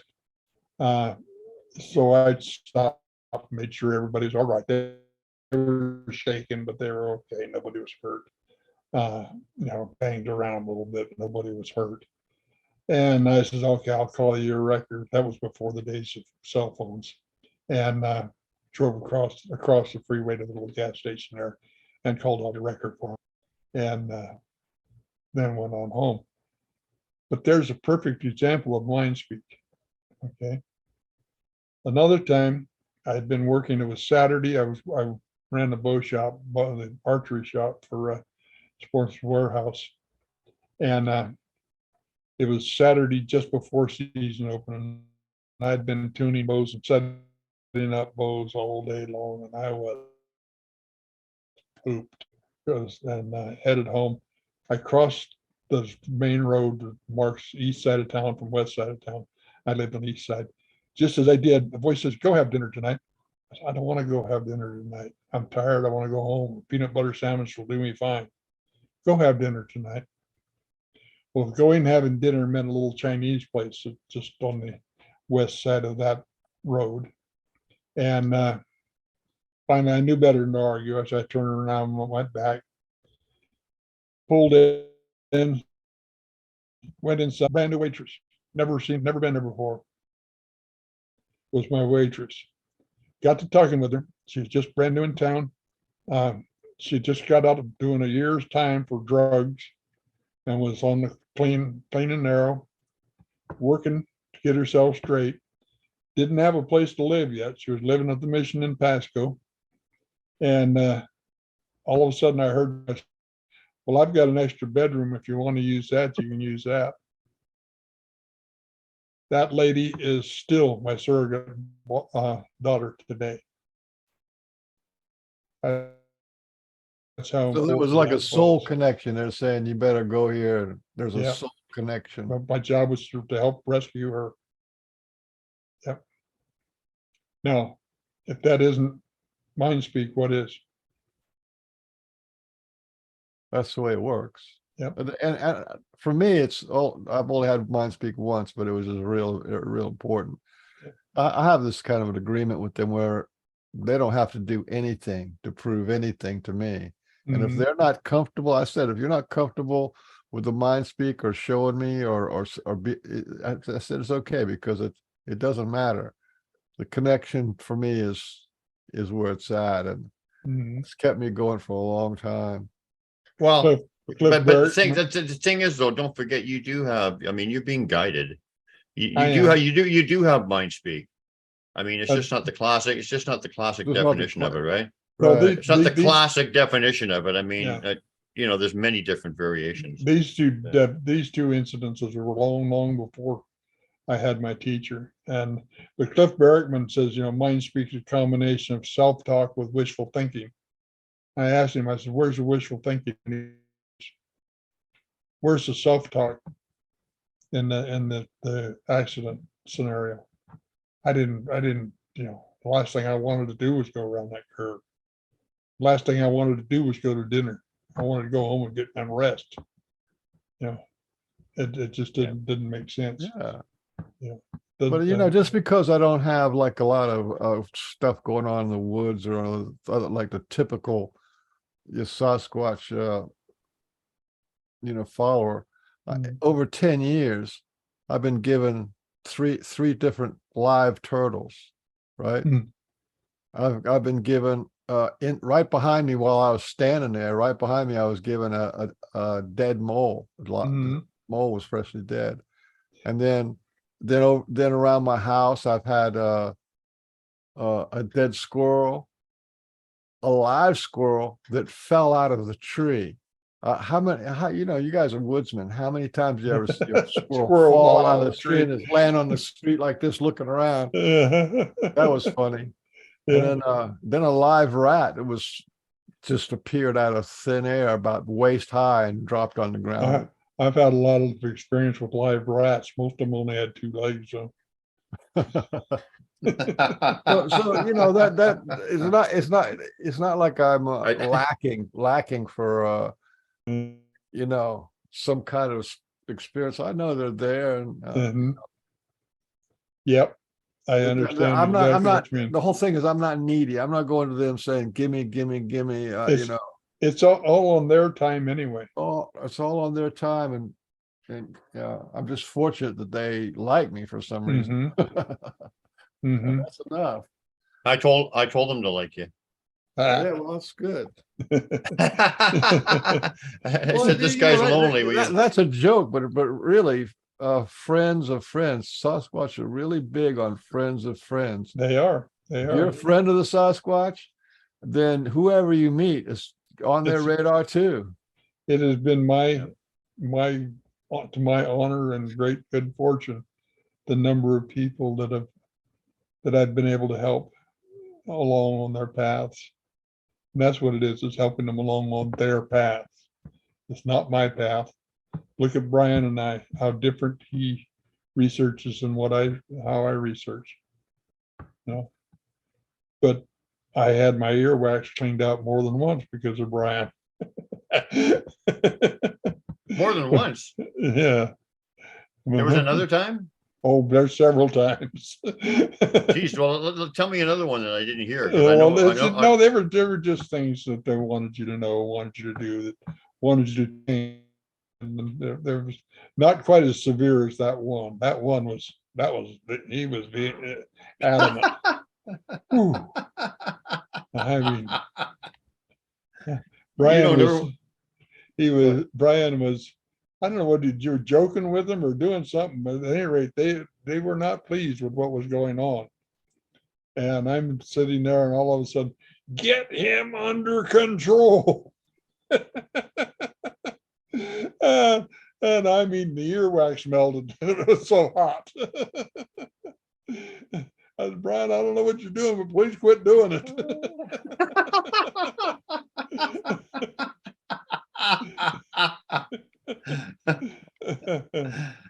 There's Cliff Barrickman is a prime example of, ape only, but I like the guy. Okay. You can disagree, like I said before, and not be disagreeable. You don't have to attack the other person because he got a different idea. They will get the right idea when the time is right for them to get it. That's what I told Cliff. You just need to learn more. You need to do the Diane Fossey, Jane Goodall thing with them. You need to witness twins being born. You need to be at a funeral to see how they do it. When you do that, you won't even think about ape anymore. They're another us, Homo sapiens. And it's that simple. Yeah. The subname may be different, Melba Ketchum calls them Homo sapien cognati. That's wise man related on mother's side. Oh, that's another thing I was talking about, the DNA. The reason for the DNA coming back pure human from the hair, for some reason, we can only get mitochondrial DNA from Sasquatch hair. From our hair, we can get mitochondrial and nuclear DNA very easily, but not from theirs. Okay. And so our mitochondrial DNA, their mitochondrial DNA, is pure human, which means their mother, that comes from your mother's mother's mother's mother's mother's mother, all the way back to the beginning. And it's passed down mother to daughter, mother to daughter, mother to children, all the way down. But it comes from your mother's side. And that's why it came back as human, because Sasquatch's mother was human. And she's supposedly right now doing working on the dog man. And from what I heard her say, is the dog man's turning up with the same human mitochondrial DNA. Mm-hmm. Now if that actually gets published and accepted, that just throws evolution right out the window. Because how can you have human beings, Sasquatch, and dog-headed people with the same mitochondrial DNA? Morphological when you get evolution to right out the window. When you get to the nuclear DNA, there are non-human factors in the nuclear DNA. Okay, the kicker there is they don't show up. 2.3 billion samples in the gen bank, and they aren't there. We don't know what they are. Whether they're extraterrestrial, they could be. I tend to think they're probably a pre-human that we haven't identified yet. Something like Heidelbergensis or something Africanensis, something we don't have DNA on. That's strictly a theory. That's just my opinion. I have nothing to back that up, just opinion. And but it could be extraterrestrial. But I really think the difference between Dogman and Sasquatch is morphological. I think it's just variation of the same DNA. Just like Well, there's a goat-headed human types, and then there's cat-headed human types, and then there's lion-headed human types that I've heard about them. And so if you have enough data on it,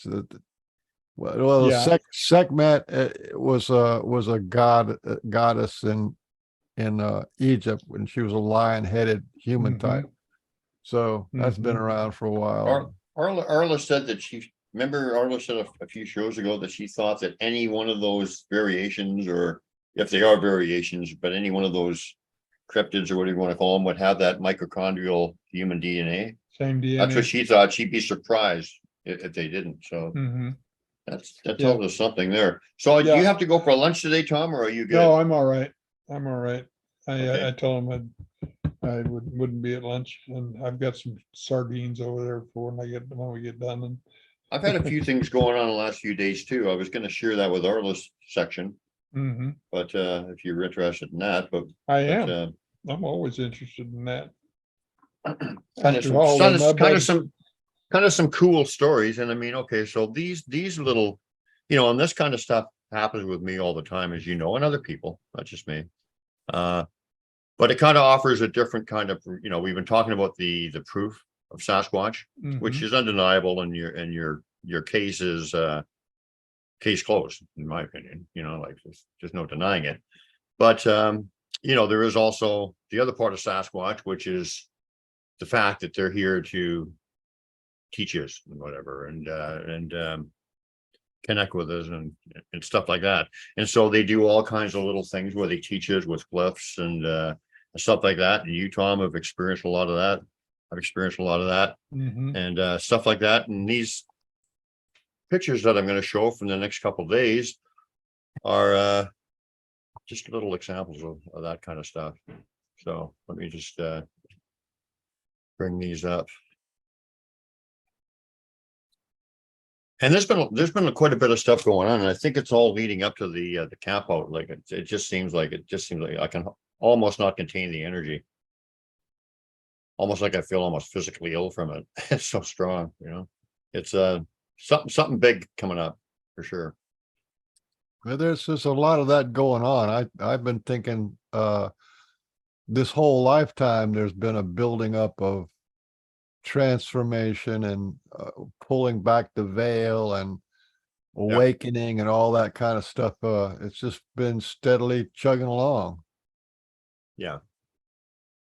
Okay, so like I said, a lot of this stuff has been going on, but so here's this glyph that they left at the apartment that Sue and I are renting right now. Like we're hoping to buy a house, but you know, she just came up here. And we just got married and stuff, and you know, she immigrated from the States. So just in a transitionary state, we can get our own place. So we're just living in an apartment right now. And here on the sidewalk, right in front of our place, we saw this glyph. Now we've all seen this X before. You know, my interpretation is the friendship welcome. Sometimes when I see it, this part though, go down like this, and I've seen this a lot, where it goes like this, and I'm not sure what that variation is. That's a modification, yeah. It is a modification because I've been looking at it a lot and I've seen it a lot, and I'm thinking, okay, well, there's something different about that. It's deep rooted. It could be the pie. It's deep rooted. That just came in my mind. Or it could be, oh, okay. Mhm. Okay. But anyway, so they left this on the sidewalk, and I interpreted this as, well, Sue and I were walking as a narrow sidewalk. So I thought, okay, well, here's the two sticks. Here's me and here's Sue. That's what came to my mind. So I'm looking at this and cool. Yep. So, you know, and there's also no question in my mind who made it.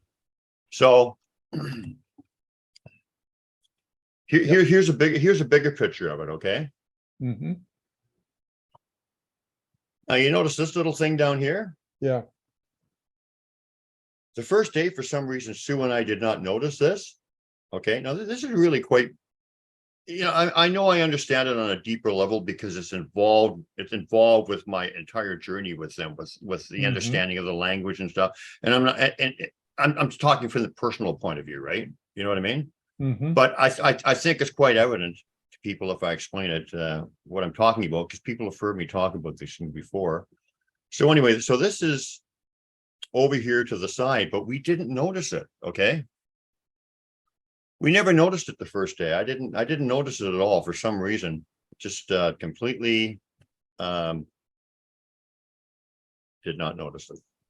And actually, what happened afterwards brought me back to this picture, because I didn't think that little pink thing that was wrapped up was even in the picture, but it was. But that's important, because look what, oh, hold on a second. Okay, now and here it is. Now look at it. Yeah. It's Sue's and my fish glove. That's your fish glove, yeah. Tied up in a little tender bouquet, right? Mm-hmm. Okay. Now I figured out, I knew it was our fish glove, but the kicker is coming up as to why this is so amazing. Well, I mean, just looking at it is amazing. So this is after, you know, we saw this the next day. This is the next day, and we saw this. Okay. Like I said, I didn't notice that the first day with the first couple of pictures. We saw this the next day. And so I thought, oh, well, I'll make a little video of it. And here it is on the grass, right? I'll make a little video of it. Mm-hmm. And I thought, okay, I was going to talk about it. I was going to say, and then they placed this other thing there the next time we went. And I thought, well, that's pretty cool. They placed this there. But here's the kicker. They didn't do that. You know what they did? What they did is they moved this stick over here beside this to say, hey, dummy, this is what we left for you. And you didn't see it. And you didn't see it. Right? You know what I'm saying? Yeah, I see. And so they moved this from here over Mhm. to here, right beside this to like, like, I mean, this is the little gift we gave you, Mhm. have a look at it. And the other Yeah. thing is that when this was over here, whatever, I tried to reenact walking across it and just kind of brushing this off of here and ending up here without moving these, and you can't do it.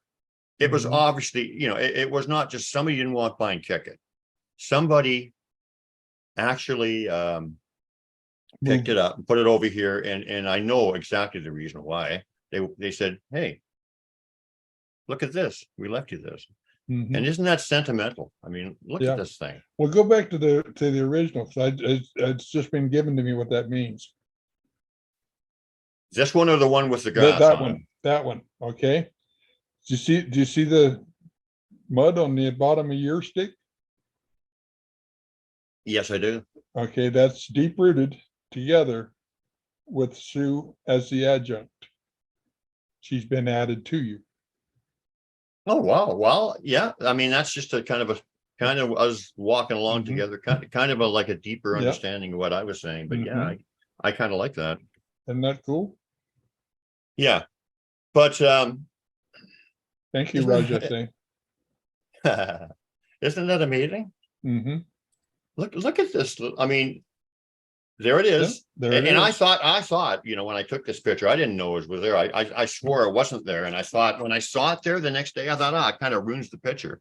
Until I thought it kind of ruins the story, until I thought about it and said, well, wait a minute, it enhances the story. Because then I realized that they had moved this over to here to say, Uh-huh. duh, I mean, check this out. Yeah. So, and okay, so we're gonna go on a little bit with the fish cliff theme here. Like, this is our symbol, and this happened like about less than a week ago, 3 or 4 days ago. And so just a few days ago, yesterday, as a matter of fact, let me go the other. Let me go the other way here. Okay, I got to go back and forth a little bit. Oh, So we're talking about fish cliffs, right? Now here's a classic one from a few years ago. right. They left for Sue and I, but this is from like last year. But just to give you an idea, and I could show you hundreds of fish cliffs. Right. I mean, we know what we're looking at. But okay, so anyway, so Sue and I went to a new area yesterday, and went down by this river thing, and we're sitting on a rock, and nobody was there, and all of a sudden we were surrounded by a whole bunch of people. So we thought, let's move a little bit further down the creek, it's not accessible from the parking lot or whatever. And started coming to this place, and Sue was drawn. She said, I feel I want to go over here and sit. And so we were drawn over to an area that, and this picture here, which, you obviously know I'm going to talk about, the fish cliff, was hidden from her. It was just a feeling for her to go over there until we got over, and it was kind of underneath a kind of a wall of rocks or something. Mhm. And it was a perfect little sitting area where we sat and looked at the river or whatever. And this fish cliff was waiting for us there. Absolutely incredible. And actually, there were a few other cliffs. There was an RE cliff and some other ones leading up to it that told us that they're around. But here in BC, they're around pretty well everywhere. But yeah, so we were led there, and here's another angle. That's cool. That's where we were sitting. And look at what it is under. Does that look like a Sasquatch foot with a Oh, it does. metatarsal break? Yes. Yeah. Is that Mhm. incredible or what? Thank you. Hey, speaking of feet, I got something I want to talk about there, but I do have to make a run. I'll be right back. Okay. But I got to go speak to mother for a second. Okay. Mother Nature, that is. Right. I don't even have Mr. Beans here. Not bad timing. What am I going to do? Just look at. Just go and do what you got to do. I do have to do what I got. I can't wait. I'll just make up something on. Make up something. So I'll be back.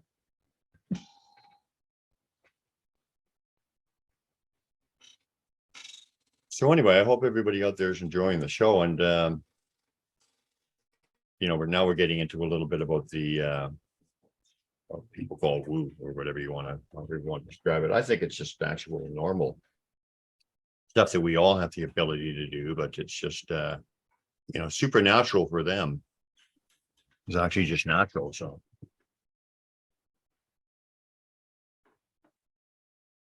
and obviously when you start to understand them from that perspective, it's a huge part of the relationship with them. Well, I think it's everything to do with the relationship with them. Yeah, Sue and I noticed this too. So imagine there's kind of a little wall in behind this area here. And so Sue, when she got the feeling that we were going to sit there and she was drawn over here, she could not see this glyph here, like I said. And so that's, what I'm talking about is a thing about another variation of mind speak. When you're guided to go places, or when you have, well, that's like thought placement, I guess, would be how you would say that. You're guided to go places, or you get a thought in your head and, it's not yours and you act upon it. Those kind of things are also mind speak. And so, like I said, Sue was guided here, and this is just amazing. And so there was a little kind of sandy area to stuff here. We laid down and almost meditated for a while with the sound of the creek going by, and it was amazing. Some little birds were coming and jumping on the rocks, and little trying to think of what they're called. Those sandpipers, I think. They're really funny little birds. Funny little birds. They do funny little things. But the thing that I really loved, hurry, Tom. Sorry. Oh, there you are. I've been talking to myself for the longest time. No, we're all connected. We're all connected. I got you. I'm talking to myself for the longest time. Tom's on the pot. So anyway, we're just talking about this one. Check out the big foot rock that just looks like a foot to me. That they put this glyph under. She was in my fish glove. They're giving you proof just for this video. Well, yeah. I mean, I was telling Tom we were in the pork and beans audience that she was guided there. Like, we just didn't end up there by random. It's that thought placement and that guiding you places and whatever where this occurred. And we had other stuff happen that day too, but I'm kind of waiting for Tom to come back so I can continue, because I was kind of partway through the story with him, but nature has called. But check out this foot. That's amazing. Look at the mid-tarsal break there even. Check it out. It's just I see that. I also see that what looks like to be an unnatural half circle of rocks. They're just placed in this rainbow kind of a thing right in front of the foot. You see what I'm saying? What here? Let me antidote. Draw. Right here. Can you see that? Oh, yeah. Absolutely, yeah. Yeah, I don't know what that is, but it seems significant. Hmm. I mean, it goes all the way. It goes all the way over to here. Yeah. You missed my story, my first story. It was kind of cool. You don't love me anymore, I know, but no, it's gotta be nature's call. What, you had nature's call too? Oh yeah, I'm an old guy, don't forget, 5 years older than you or something. Oh yeah. Yeah, true enough. Well, where's Tom? I mean, when he has nature's call, it's like a short vacation, I guess. He's gotta figure out how to get his walker into the bathroom. So what was your story? You were telling us before the show started you had something happen. Oh, it wasn't anything too dramatic. It was just sitting out in the front porch there, and I was just thinking about the time Ginger gave a peanut. It was the first time she saw a Sasquatch. Two Sasquatch walked up on her, and she was eating peanuts, and she just held out her hand. The first time she sees them, she held her hand and says, "You want a peanut?" And that just cracked me up. Well, that sounds like Ginger for sure. Yeah, and That absolutely sounds like Ginger. What did Ginger do? She gave a Sasquatch a peanut. She just said, "Hey, Oh, do you yes, want one?" yes. so to me, Did it's the like, did the Sasquatch take it? I didn't hear that. I don't think so. They were just looking at her. That was for them. That was, they just wanted to Okay. look at her. Okay. So anyway, Tom, you were following along before, right? We tried to. Mhm. So, but I'm just amazed with this. Look at this foot. I mean, and this is not people. People need to understand that. Well, at least from my experience and yours and other people's, that they are very literal and humorous with some of the stuff that they do. Like they will leave you like a big perfect foot or something to illustrate or to put an exclamation mark on something. And Easy for you to say. not really. This seems to be here, but like I was saying, the whole point of this picture and what we were talking about and earlier is the mind speak thing and being led places. Like Sue was led here. Mhm. And, I've experienced it too. So that's, many times that's another variation of mind speak, right? It Which is. is pretty cool. So You anyway, should so be this, there. yeah. So this is just yet. Oh, hold on. This was just yesterday. And there it is again, like I said. Let me just go back here now. Okay. Check. I found this yesterday too. Not too shabby, eh? Mm-hmm. Love that area.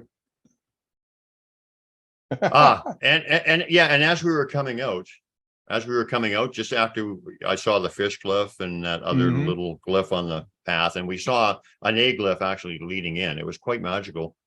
We saw this. Sue actually pointed this out, and this is often. Look at the The bark woods here. up on it. Yeah. Yeah, that Yeah. wind just blew that there, right? Just blew that bark up on the side of it like that. Yeah. Well, I mean, I've seen Yeah. kids make stuff, but Oh I yeah. don't think this was kids. This one. That's where Sue was so much help with our glyphs. Because how many times did she say, yes, they do make these, but what makes you think they made this one? So then I'd have to go back and start looking for more evidence. Yeah. Which you quite often find. Yeah. Anyway, that But was cool. So that, yeah, go ahead. She kept us under control. Oh, she's still actively doing that. Yeah. Full-time job. Yeah. So anyway, so it was pretty cool yesterday with all the glyphs in this little structure and oh, okay. We don't need that. That's North Beach. Yeah. Snow up there. Yeah. Oh, that's an old picture. So anyway, that kind of stuff starting to happen again. And See the big guy I didn't there? really get what's that? See the big guy in my logo? Yeah. Yep, absolutely. So did you want to tell us any of your favorite stories, Tom, before? Oh, let's see. What prime me? Well, how about meeting your teacher? Everybody, that's a classic. Didn't I just cover that? What, today? Yeah, I did. Red stripe, right? Yeah. Oh, when I was out, you mean? Yeah. While you were gone. Okay, well, you were talking about. How about this? I want it's important. How do you tell how big, how tall a Sasquatch is from its track? Okay, this is some work I did. Being an engineer, I have to measure things. Okay, and I did one time. This was back in the 70s. You got to remember when I met my teacher in 2010, I had like 35 years of collected sighting information, uncollated. I had all these facts with no collation between them. And then he kind of put everything in focus and in order. But one time I was hiking, I was going back in to do a bridge site survey, and I had waited because the water was up, and this area where I was going is wet. And I was hiking in, came around just like Roger and Bob, came around a big root wad, and there standing at a huckleberry bush, picking huckleberries and eating them, was a large male Sasquatch. We were about 20 feet away, and maybe even less than that. And I just like I told that person, "Hi, big guy, how you doing today? I didn't mean to disturb you. Go ahead and eat if you want to, and I'll go another direction." And he didn't. He just turned and walked away. But the ground was so wet that his tracks were, just beautiful. I didn't have any cast tracks with at that time. Wasn't what I was doing. I was going in to do some work, and was a perfect opportunity. I mean, I sat down, took my boots off, and took them off, and walked alongside of him, just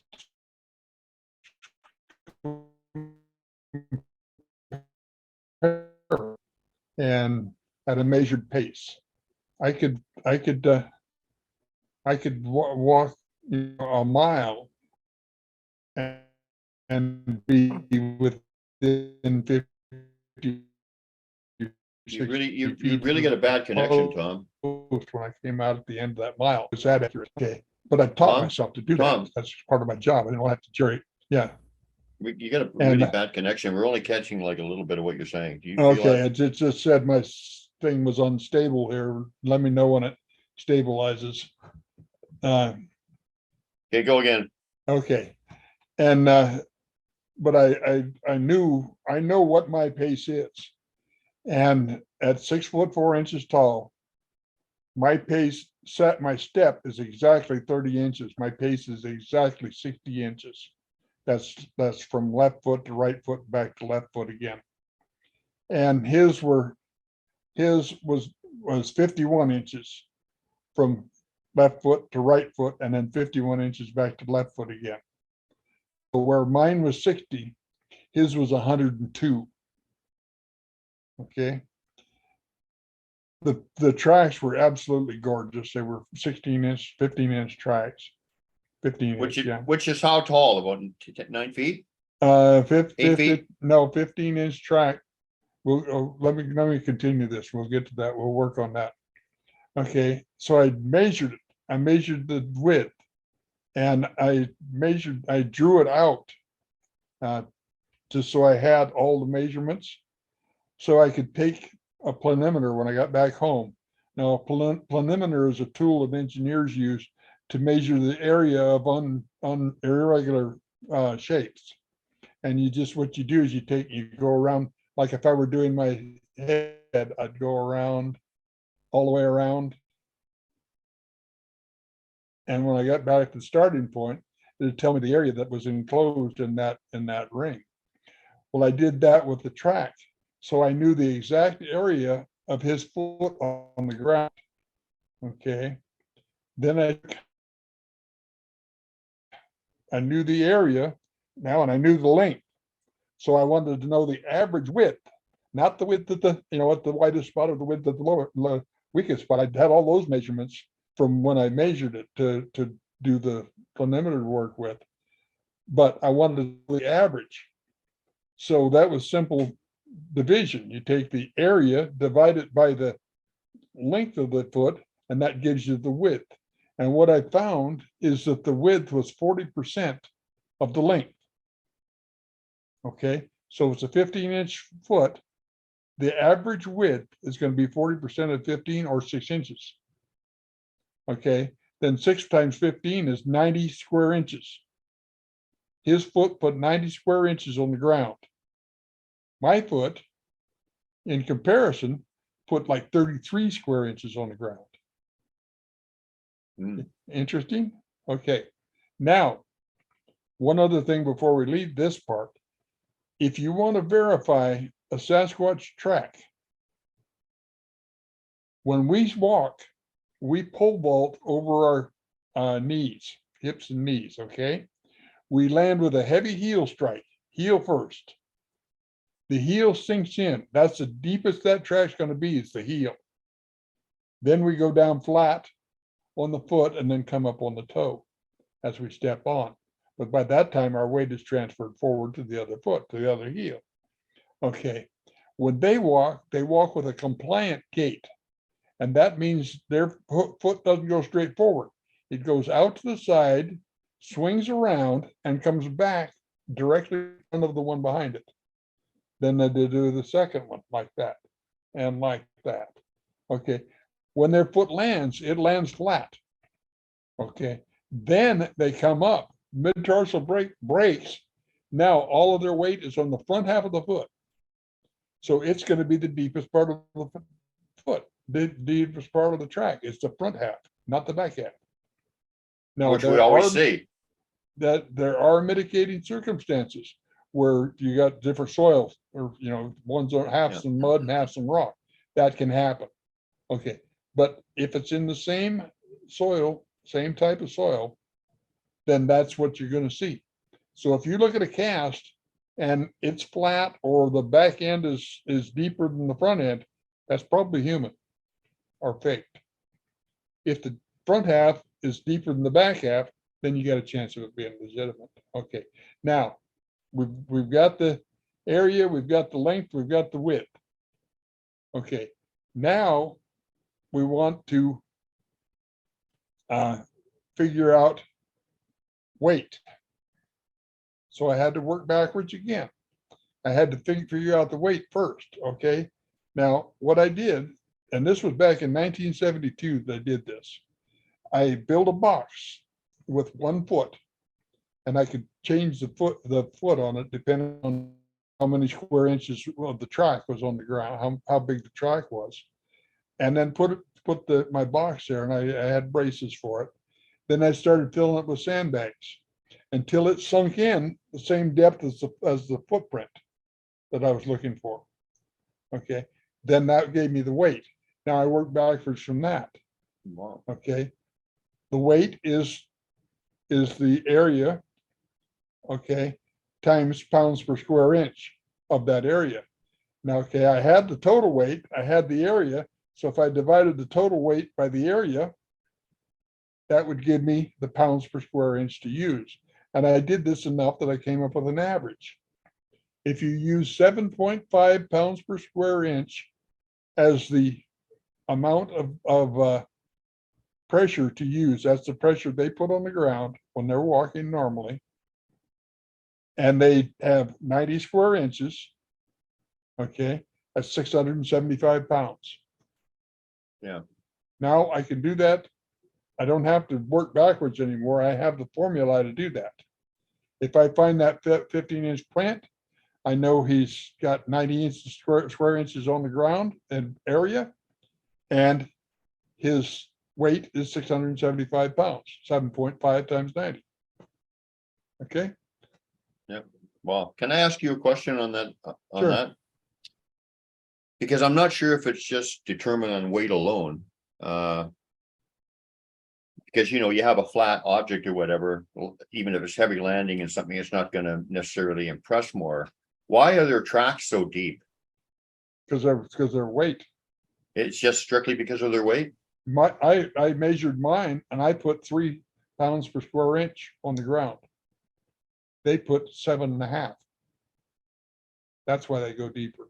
Okay, and it also might be because of the fact when you say they go up on their front feet. Well, when then the front half is then that weight's all going to be on them, and so that would going make to it go to deeper 15 pounds because all their weight's on the front half of the foot.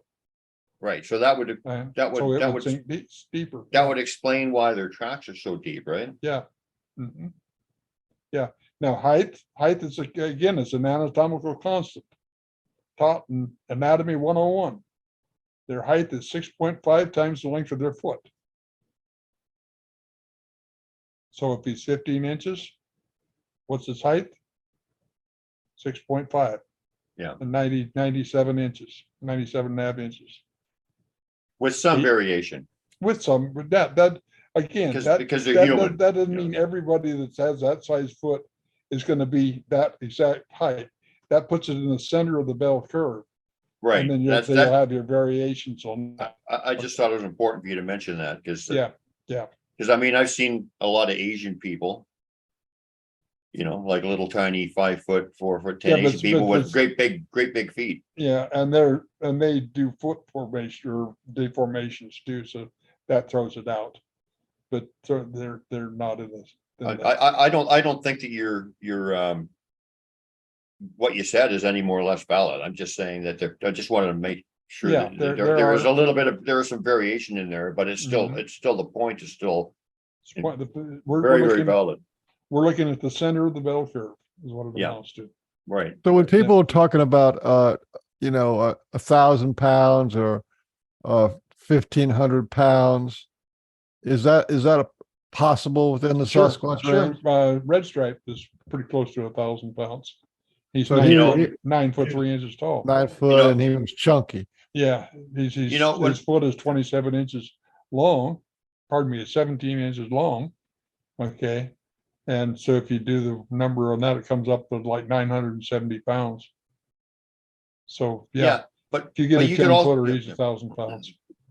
but then, red stripe is also well, I don't know what his build is, but then there's RE's build, like he's built like a Sherman tank, right? So I mean, Yeah. you can get a 7 foot guy who's like a bone, skinny as a rail, and the 7 foot Mhm. guy who's like Shaq on steroids or something. Yeah, that's just body, body size. You'll get that variation, but generally speaking, that's the rule of thumb. Yeah, and because I don't know why I threw that out there, but when I saw RE, I just thought that came into my head as like 1,200 pounds.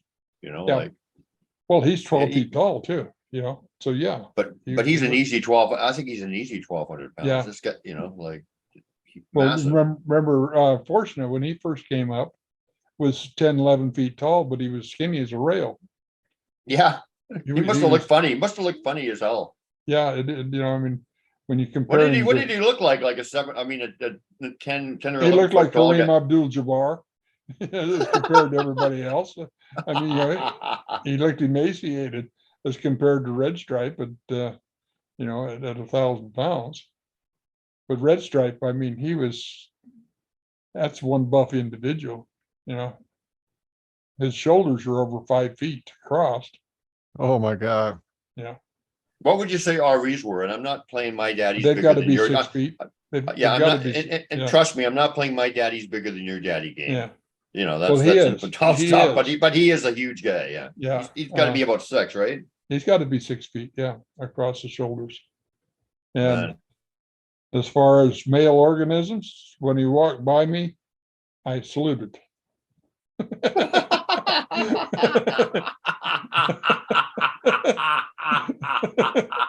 Yes, sir. Now, for some reason, I think you literally did that. Did you literally do that? Oh, no, but That it would. did stand out.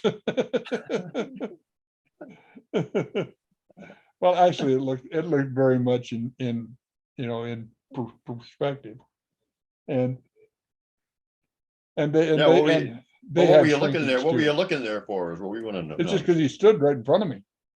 I was looking at him face. Of course, I had to, I had to Face. take him all in. I never didn't know if I'd ever have a chance to have that happen again. But yeah, So how far were you guys actually standing apart? that road is 12 feet wide, and I was within 3 feet of one side of it, and he was within 3 feet of the other side of it. So Oh yeah, pretty close. yeah, it was just right there. For something that size, believe me, that's right there. Yeah, Yeah. yeah. So One of my favorite encounters happened down in Northern California, on the Go Road, which is the other side of Bluff Creek Road. Matter of fact, we were right at the head of Bluff Creek. If you'd have dropped off the bank where the Sasquatch dropped off, you're going right down into the headwaters of Bluff Creek. And it's about 3 miles as the crow flies from the film site, 4 miles maybe. But we were coming back from town, And I was pushing hard. It was late. I wanted to get back to camp before dark, and the sun was angling to the west, and I come into a shady spot, and that felt so good not having, you know how the sun goes when you're flashing behind trees, and it's coming and going, and it drives me nuts after a while. And Jackie Tonks from England was sitting on the passenger side, and Mom was in the back seat, and I was pushing. I've cut my teeth on logging roads. Okay, that's what I learned to drive, and I know how to drive them. And I was, you accelerate out of one curve and brake for the next one, and came around this curve, and there's two of them standing right directly in the middle of the road. And I hit the brakes and come to a stop. We were less than 20 feet from them when I got stopped. Jackie's sitting there, and she just yelled, "Bigfoot!" Arla woke up in time just to see him go over the bank, but they turned. They were 3/4 of the way across the road, and this is a 22-foot paved road. It's a logging road, but it's a mainline road, and it was paved. And they were 3/4 to 4/5 of the way across it, and turned, and in 2 steps were over the bank. And as they left, again, the mind speak. I'm the one you know as Patty. This is my son. No The fellow- kidding. Yeah, That's kind of historic, isn't it? yeah. The one in the picture with me, Rich Moog's painting of me, that was the son. And this is what you said was 4 miles away from the original. Yeah, yeah. Yeah. So Yeah. that means she'd been living in that area for a long time. Yeah, she's just, their clan is in that area. I really think, I think she did it just so I would see it. But this is, Well, I mean, walked across the road. I mean, that's Yeah. obviously she knew who you were and you were coming. because they waited Yeah, for us. yeah. You know,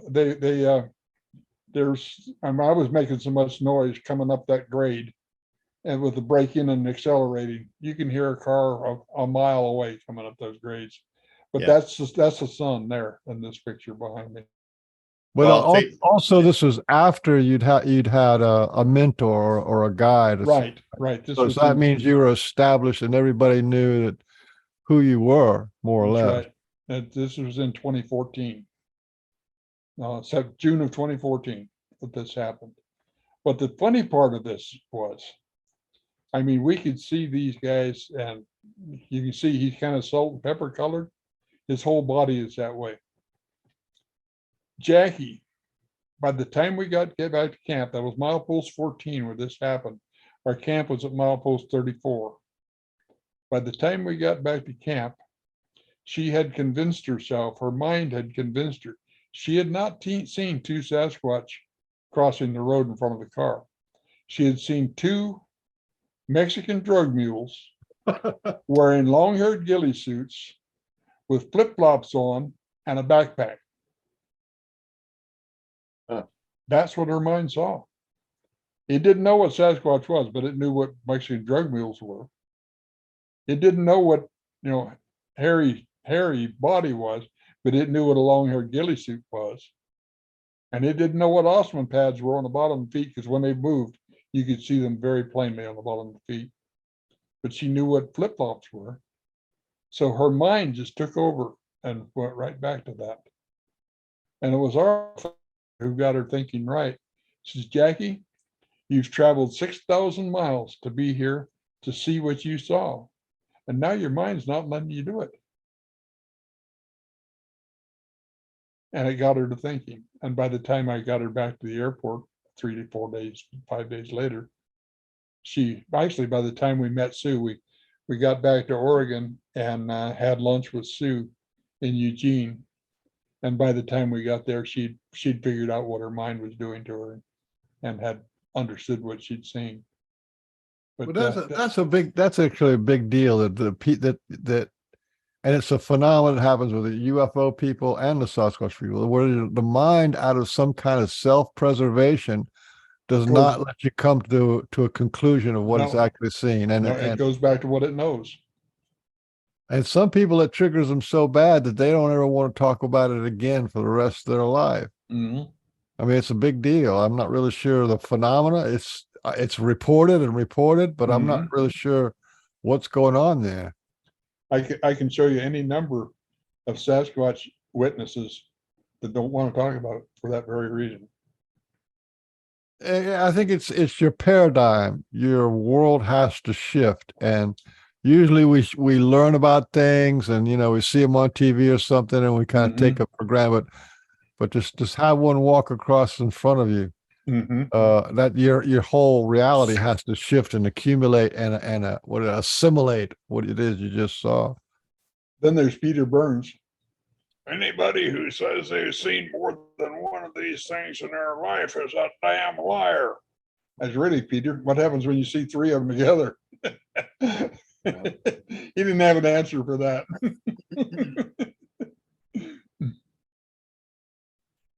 Yeah. Well, because he wasn't chosen by them to learn anything. No, and he made a whole career off of seeing 5 tracks. That's all he's ever seen. That's the only evidence he's ever had. Right. And he's written books and is revered in some parts, and he knows absolutely nothing about them. But ask him, he'll tell you. Chapter and verse. Well, that's once again, because the same thing with Rennie Del Hinden. Yeah. Spent his entire life looking for him. I don't even think he found a track on his own, because they wanted to avoid a guy like that, like the plague, because no judgment on my part, but he wasn't, he didn't have the kind of stuff that they're looking for, put it that way. But get Bob to tell you about Rennie. He does a perfect imitation of him. Oh, does he? Oh, yeah. Oh, God, I hope I see him again. Then when I met Rennie Del Hinden, went and talked to him in a little, his little place in Richmond, British Columbia there for one time, talked to him for a couple hours. It was pretty cool. He was willing to talk, but I could tell he was bitter. He was disillusioned. And he says, he even told me, he said, I don't even know if the damn thing exists. And that's how he talked. Right? I don't even know if the damn thing exists. Like he was really bitter, like he wasted his whole life kind of thing. But if he had to just, if he had to, all he had to do was walk out in the forest, say, yeah, I'm Rennie. Yeah. I'd like to meet you. Yeah. Well, you remember when we met John Green? Yeah. He had very, very definite ideas on what they are, who they are, and everything, and he'd never seen one. Yeah, and when I was talking to him about my, and this is just where these people are. I'm not judging any of them. No. This is just where they are in their journey or their wherever they're supposed to be in their part in this. But anyway, I showed him my glyphs or whatever, and I think that was a stretch too far for him. Like, he wasn't even sure if they existed, let alone that they're communicating with you. Was like I think he couldn't fathom the fact that 60 years in or whatever, how long he was journaling the stuff, that he would never have heard of something like that or had it cross his, you and I both know when we started this after the 2012 conference, nobody was talking about glyphs. It was not a word that was even associated with Sasquatch until you and I and Sue started that investigation in your area up there. We coined the word for them. I mean, on the internet and Facebook and stuff. But I mean, in all fairness, the First Nations people knew about it. Oh, they knew about it, but I mean, I'm talking about as far as investigating and promulgating it. As far as kind of getting it out there in the main, it was nobody was talking about it. No, for sure. I never heard anybody. I never heard a word of. I mean, I was fascinated with Sasquatch all my life. I never heard a word about it until that day when Randy Brisson told me, "Hey, look down there. Do you see that? That's Sasquatch." And they do a writing. And I'll tell you, I never took my face off the forest floor for probably about 5 years. You told me that I had all kinds of Rajas watching me and whatever. And I never saw her because I never walk into trees, flap. He's looking at the ground. I'll never forget one time though. Randy and I were, and it was Raj.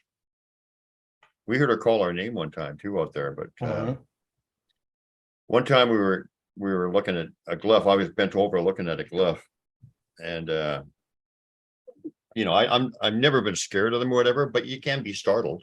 Mm-hmm. Scared and startled are two different things, right? Right. So I'm looking down on the forest floor, a beautiful glyph down there, and all of a sudden, it's the loudest freaking whoop you ever heard in your life. Like it was right beside me, like and perfect, you know, and like whoa. And I remember Randy saying she's right there or whatever, and we're looking around, and sounded like she was like very close.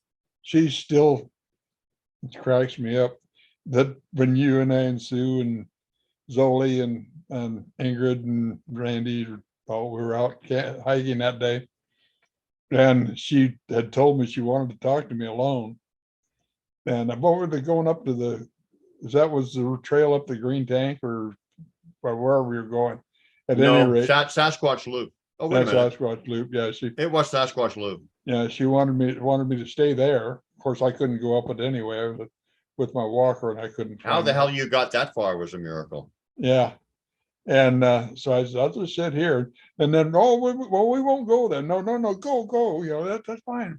You know, trying to play it cool, knowing she's waiting to see me, and trying to get rid of you guys.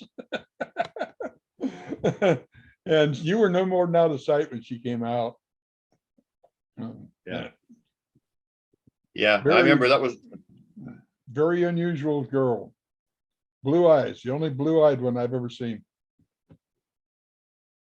Yeah. That was the last day we heard Tippy Tapper. We went around the corner, and there was a guy that was up around the corner there, and we used to look up the slope, and he'd always be communicating with us, you know, with wood knocks or rock clacks back and forth, and for years. It was pretty comical, and that was the last day we ever heard from him, actually. Really? I didn't know that. I know it rained that day. Oh boy. The heavens opened up on us. And then Sue and I ran back to the car, back right? to get the car, yeah. And while we were standing there, I mean, the heavens just opened up. Oh yeah, that was a rain like like you know, you'd see like people say monsoon. Yeah. That was monsoon type rain for sure. Yeah. So, you know, people you know, so you've been talking a lot about evidence and stuff. We should wrap up pretty quick, but maybe I'll get one or two more points in here and then ask you in summation. But people talk about or we've been talking about Sasquatch and the evidence, which I think your case, you presented it marvelously. I don't think anybody who actually listened to it and would examine the evidence as presented could come up to any other conclusion other than that they exist. But so I said that's one aspect of them. The other aspect is having a personal connection with them and a relationship with them. So I've experienced it myself. I've had it happen myself. I know they were with me in the hospital when I had my near heart attack. I've seen it happen at my camp when RE or the family, or I think it was RE, pretty sure, healed. It could have been a Raj too. Healed a lady right in front of us.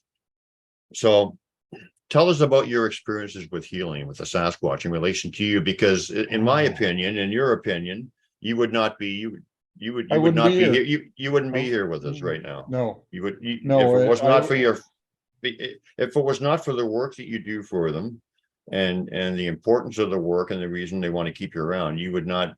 You'd be gone. We all know that. So why don't you get into a little bit of some of that stuff? First off, and by the way, and hold on, Tom, before you get into that, and I might interject at one point, because when you were saying that two people talk about a story and different perspectives and different interpretations, Sue interpreted part of this, what I think you're going to talk about, in a much different way than you did. She saw it from a different way. She saw it a lot longer than I did. You know? Exactly. So I'll interject some of that if you get to that point. Okay. First, I want to start with Arla. Tell you just a little about what that lady does. Okay, it's no secret heart problems. Okay, my heart's in atrial fibrillation 100% of the time. Okay, so I'm limited. Now that said, I was having heart pains one day, and this is while I still lived over in the desert. And I'm sitting there, and I finally had to call 911. Paramedics came. I'm on the gurney, headed out the door. The phone rings. Arla's in Oklahoma. What's wrong with you, and who are those people there with you? Okay. Yeah. That's Arla. Okay. That's not the only time it happened. That's just a perfect example of what she's done several times. Okay. The story you alluded to. We were camped with Jeff Rohn, Jim DeMaine, several of the people from the old Autumn Williams group. If you remember Autumn. And there were 10 of us in camp. And I was having really severe heart problems that day. I mean, severe. I could hardly walk even. Matter of fact, just last year, I was talking to Jeff Rohn. He says, if you ever tell this story, you can tell them directly from me that I told Jim DeMaine that when you went to bed that night, I thought that we were going to have to drive you out in the back of his truck the next day. It was that severe, that evident. Went to bed. I had my, Sue called it my princess mattress. It's a 16-inch high air mattress. So I won't feel the pee. And so I was the one end of the tent, Sue was the other end, and as usual. And I wake up, it's about 4 o'clock, maybe a little plus or minus, I don't remember exactly right now. And hearing this buzz, and I can hear them walking around the outside of my tent, the footfalls. And Sue's sitting up on her bunk. She's, where's that noise coming from? I said, it's coming right out of my chest, right there. Okay, and for a long time, I wish we didn't know we were going to talk about this. I sent the picture. I had a burn mark right there in the middle of my chest. It lasted there for a couple of years afterwards. And what it was, they were treating my heart. Okay. Now I thought it lasted for 15 or 20 minutes. Sue said, no, you've been listening to it for 2 hours before I woke up even. And yeah, and that went on. Finally it quit. And I was much refreshed. I could breathe, I could move. I got up at daylight and walked out the tent to the fire, and Jim DeMaine was up. And as I walked over there, Jim says, what were you and Sue doing walking through camp and talking in the middle of the night? I says, we weren't. I never got out of bed. Sue got up and looked out the door, but she never left the tent. We heard you guys walking through camp talking. I said, no, it wasn't us. About 10 minutes later, Jeff Rohn gets up. What were you and Sue doing walking through camp talking? Maggie Gaynor, little Max. the little redhead, what was her name? Robin. You're Robin, yeah, Robin. Yeah, she asked. The other 6 of the 8 people asked. 2 of them slept through it all. And then Sue and I, we didn't hear a thing. We didn't hear it at all. At least I didn't. There were tracks. There were 2 sets of tracks that came from around our tent, across the landing to the fire pit, and turned and went up the road out of camp. So I finally asked him, I says, well, if we were talking, what were we saying? Is we couldn't tell that, but you and Sue both have distinctive voices, and we could tell it was you. Yeah, so they were walking through camp, imitating our voices, and then on out of camp. Then 2 weeks later, Sue and I were at same group, part of the same group anyway, up on the Idaho-Montana border, up on the Continental Divide. Can I just interject here quickly? Yeah. Because this is another story, right? Yeah. I just wanted to say, same story. okay, but anyway, this is a good place. I just wanted to say that, because it's always important, and for people to hear, and especially for people that are telling this, not you particular, Tom, but I'm just saying in general, people telling their stories on here when they're so amazingly out there or whatever, or well, they're not out there for us, but they're far out, like it's nice to have somebody say that happened to me. And I just wanted to say that I had the same thing happen, and I heard Randy Brisson and Zoli talking, and they were nowhere. I was supposed to meet them, and they said, "Okay." I said, "I'll be right up." And they talking back, and they were nowhere near. They were there. They didn't even arrive until 2 hours later. Yeah, I've heard many accounts of that, but some real happens. And it was their voices, so it's the same kind of thing. So they're capable. Like I've always said that they, and get back with your story, but like I've always said that they, and my experience says this for sure, they are capable of putting any audible, sensory, or visual experience into your field of perception that they want. That's right. And it can be for one individual in a group.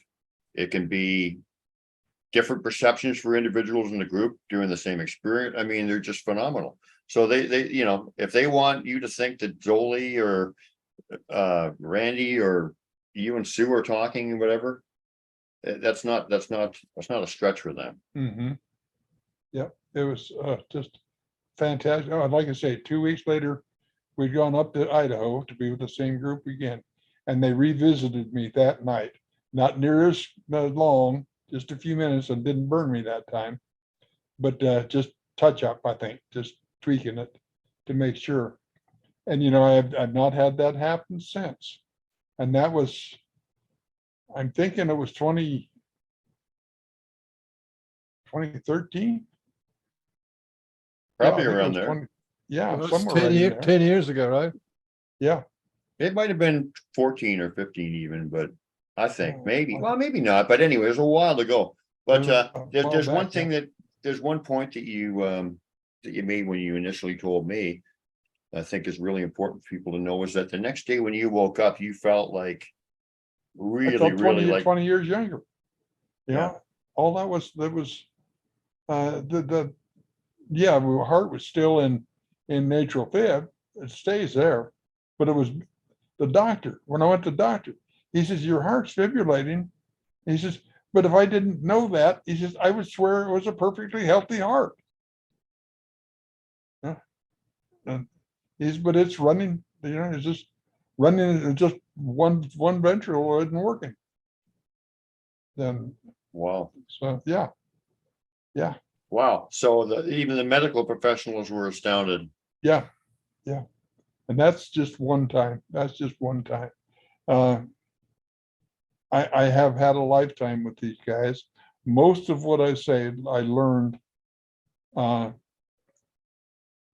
as far as correlating things since 2010, since I got my teacher, since Red Stripe came in my life. Mm-hmm. But it has been such a ride. We have done so many wonderful things. He's led me to so many wonderful people. I'm in Georgia. Not Georgia, in Oklahoma at Honolulu conference there, speaking. A lady, this is the second year I was there, and a lady walks in that I knew from the first year, Rebecca. She's an artist. She has with her an Indian lady, very attractive Indian lady. And she says, "This is her. This is the voice again. This is her. Get to know her. She needs you." So I did. Her name was Cindy. She was early 30s, maybe. Yeah. She was in the Murrah building in Oklahoma City when it was bombed by Timothy McVeigh and Nichols. She lost her husband and she lost her son in that bombing. I got to talking to her. They were to come see me that evening. They got lost, couldn't find where our cabins were, and I fell asleep. Okay. I fell asleep at like 7 o'clock that night, and I never do that. When we showed up, a couple of people wouldn't allow them in, wouldn't wake me up. And I woke up as everybody else was going to bed about 11 o'clock, and he visited me in person. Arla heard him speaking to me in language, in person, inside the cabin in Honolulu, Oklahoma. And he told me what to do, how I was to treat her. Next day, she came to the conference just after I finished speaking. I met her at the door. We went for a walk. We walked in the woods, found a log, sat down, and we talked for about 3 hours. Just talked. I let her talk. Just let her say what was on her mind and let her talk it out. We got back. I have a picture of her the first day she came in and a picture of her after that talk. You would not believe it was the same person even. What's that worth in your life? My sister says, I can't understand why you would spend so much time with this type of thing. I said, listen, I've had an individual that 90% of the world doesn't even believe exists hold my hand. What would that be worth to you? She didn't have an answer. Yeah. But what would it be worth to you? To anybody? Okay. I think Any that's where the word questions? I think that's where the word priceless comes in, isn't it? I think it absolutely is. What they have done for, they've extended my life. And I've given them everything they asked that was in my power. I wrote 3 books in 1 year. That's how many people can do that. I couldn't either on my own.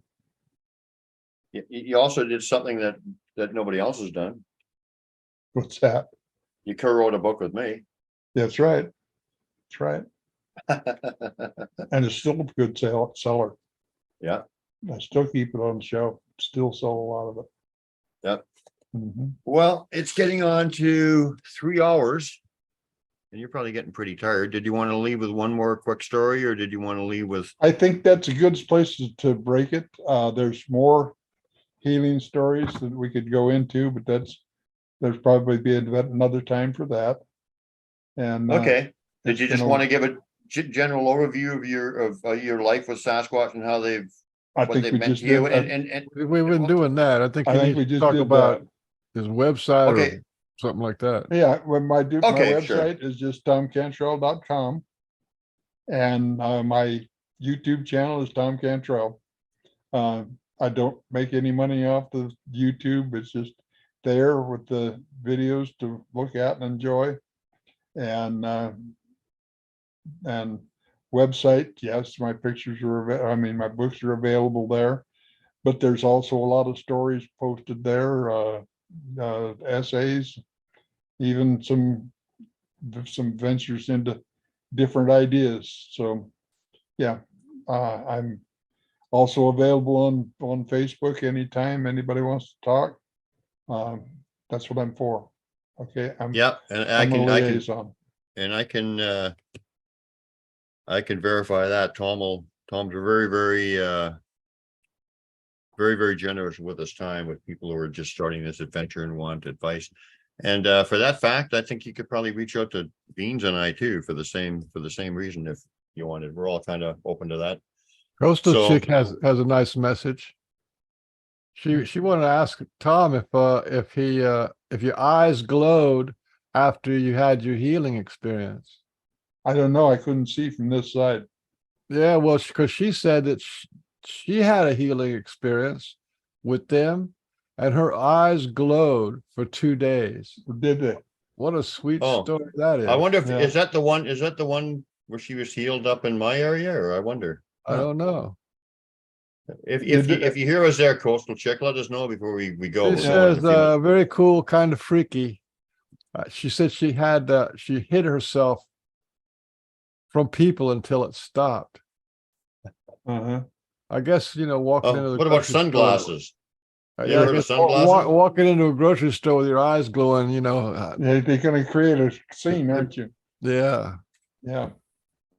I don't know. Oh. You'd have to ask the other people around me because I didn't see any evidence. She says it wasn't at the camp out, it was at home.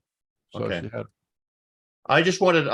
Let me just ask you one question, then, Tom, before we leave, and then because I know how important it is to you, and you never thought you were going to be able to come up here again. And I know it's been what your fondest wish for many, many years. So what does it mean to you to know that you're actually going to come up and see this family again? Because to me, it almost makes me want to weep when I think about it. Believe me, it's hard to travel. And to stay over is very difficult. I use a hospital bed here where I live because I can adjust it to me. I can't lay flat on anything. My back won't allow it anymore. And so I have to be so very careful. I was almost to the point where I just couldn't go. And then the voice came, you have to go, they need you. And he didn't mean, I thought he meant people. No. There's a reason I have to be there. So I'm going to be there. We may have to hang me upside down at night like a bat. But we're going to get it done. Okay. I'm going to get to see Raja say again. I bet you could rent a hospital bed. I mean, that's a pretty common thing. Yeah, but they want like $500 a week for them. You can buy one cheaper than you can rent it. Yeah. But I've got a little cot. I think it will work. Yeah. If not, I'll set up in Brian's truck, sleep in there. But I've got a cot that the end will fold up on it. I can put a pillow under my legs.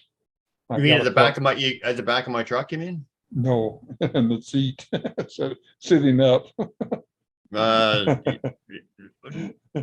Good luck getting up on it, but yeah, that might be a problem too. Yeah.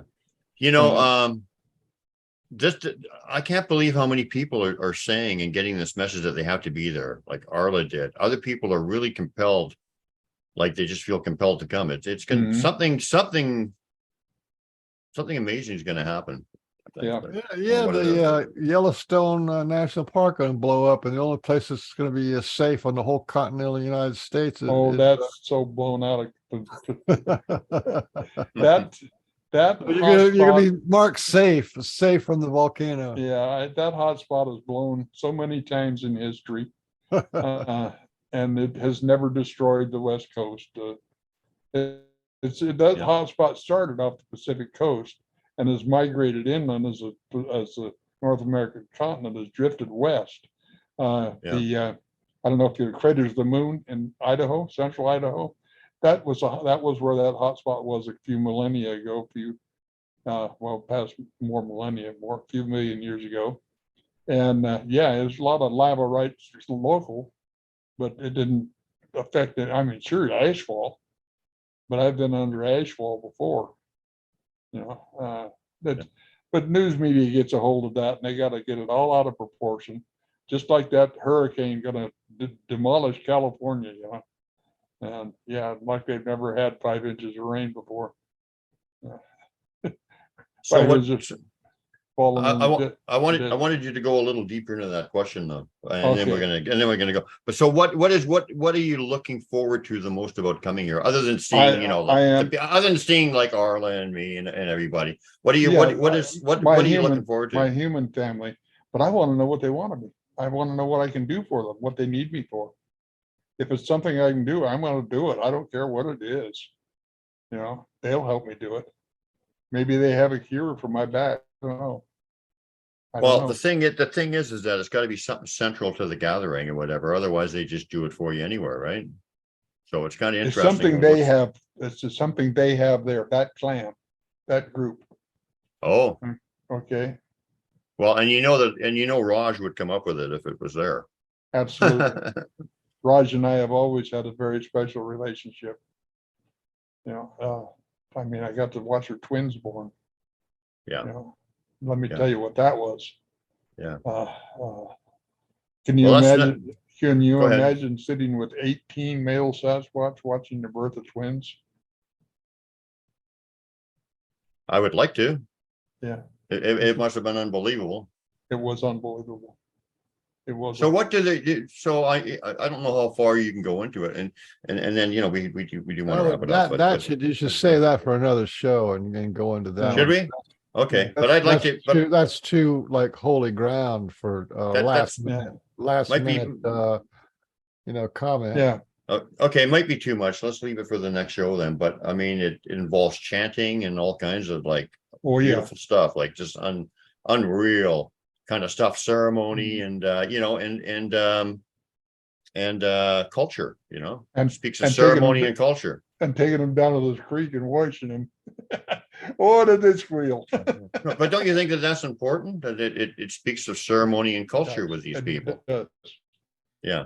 Okay, so we'll get into that next. Yeah, we'll get into that next time then with you, Thom. Okay. And actually, I'd like to get into that. So maybe in actually. After the camp out, I'm sure we're going to have an epic show lined up, maybe a few epic shows. So I think we're going to be seeing you again on the show pretty soon. Okay.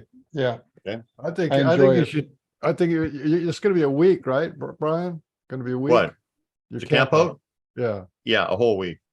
So I think you should break off one day and go into your apartment and have a show. Maybe have some people on. You know what I mean? That'd be fun because it's only be what 2 hours, 3 hours to do a show. Just go someplace where they have a Wi-Fi in the building, a restaurant or something like that. Brian only lives about what 15 minutes away from the. Well, it's 40. It's 30, 35 minutes when you do it. I'm not going to bring just a a bunch of people possibility. over. I just thought that was a possibility. You could grab a nice, or you could do it up there and just and then load it up. There's no, you Well, could do it. I'll be making videos and then making a big camp video like I always do, interviewing people and stuff, like all that kind But of stuff. it's going to be a real reunion too with people. And Barb's coming and us. Oh yeah, and so my friend Laurel, who's just amazing that you haven't met, she's going to be there, and it's going to this be really lady great. Beverly Rablin from down in Oregon. I met her here recently. She's just so excited. It's unreal. She's having lots of encounters and she's just. I had to tease her. I got a message from her. I said the difference that 40 years makes. I get this message that says, "I've got to come up and take you to the woods." I'm just so excited. That has a whole different connotation now than it would 40 years ago. Wait a minute. She got a message that she had to take you. No, she sent me a message. So I got to drive up and take you to the woods. I'm so excited. Last time a pretty girl sent me that, it was 40 years ago, and it was for a totally different idea. Was she talking directly about the camp out, or just like in general? She was just talking about coming and seeing me. She drove up from Oregon to spend the day talking about Sasquatch. But she is coming. She is coming up, right? Yeah.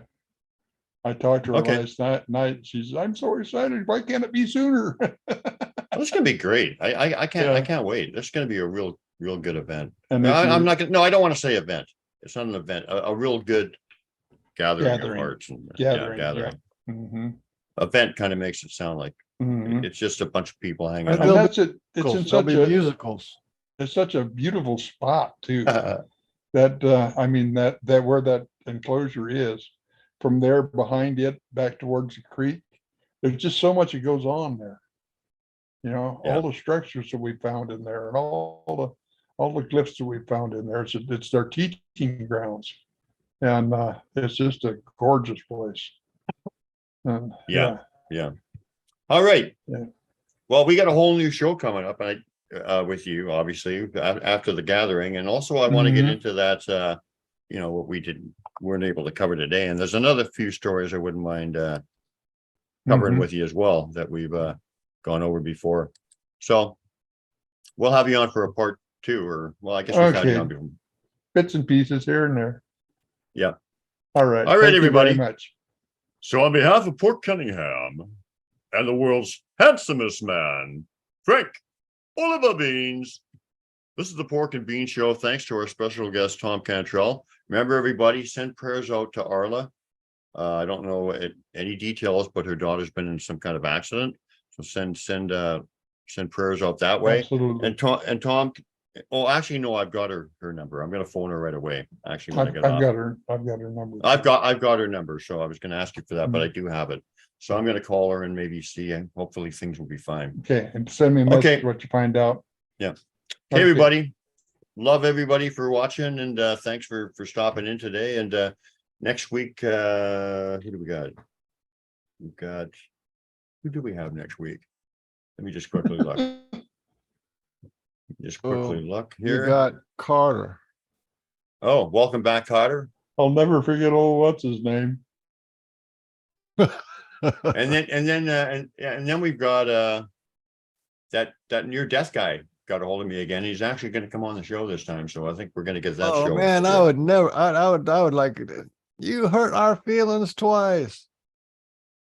No, I believe he had legit reasons for canceling. I think he seems like a good guy. I mean, he reached out to me. If he's trying to cancel, he didn't want to do it. He wouldn't have got back to me again, right? Yeah. Okay, look, a good near-death experience is like really valuable. I'm so glad you showed up for us there, Thom. This because you got a piece of history. You're part of the history of the Sasquatch reality, and it's maybe just a small slice, but it's a real important slice, and the world's a better place with you in it. Yep. Thank you. And for others, don't forget everybody has a slice in that pie.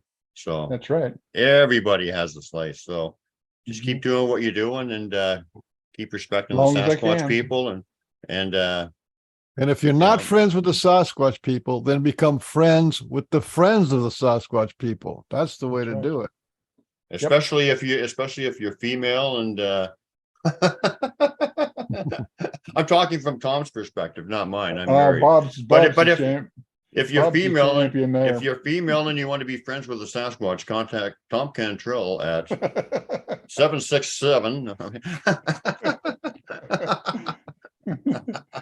Last year at Yakima, the meet and greet, I was sitting there where there was 8 girls at this table.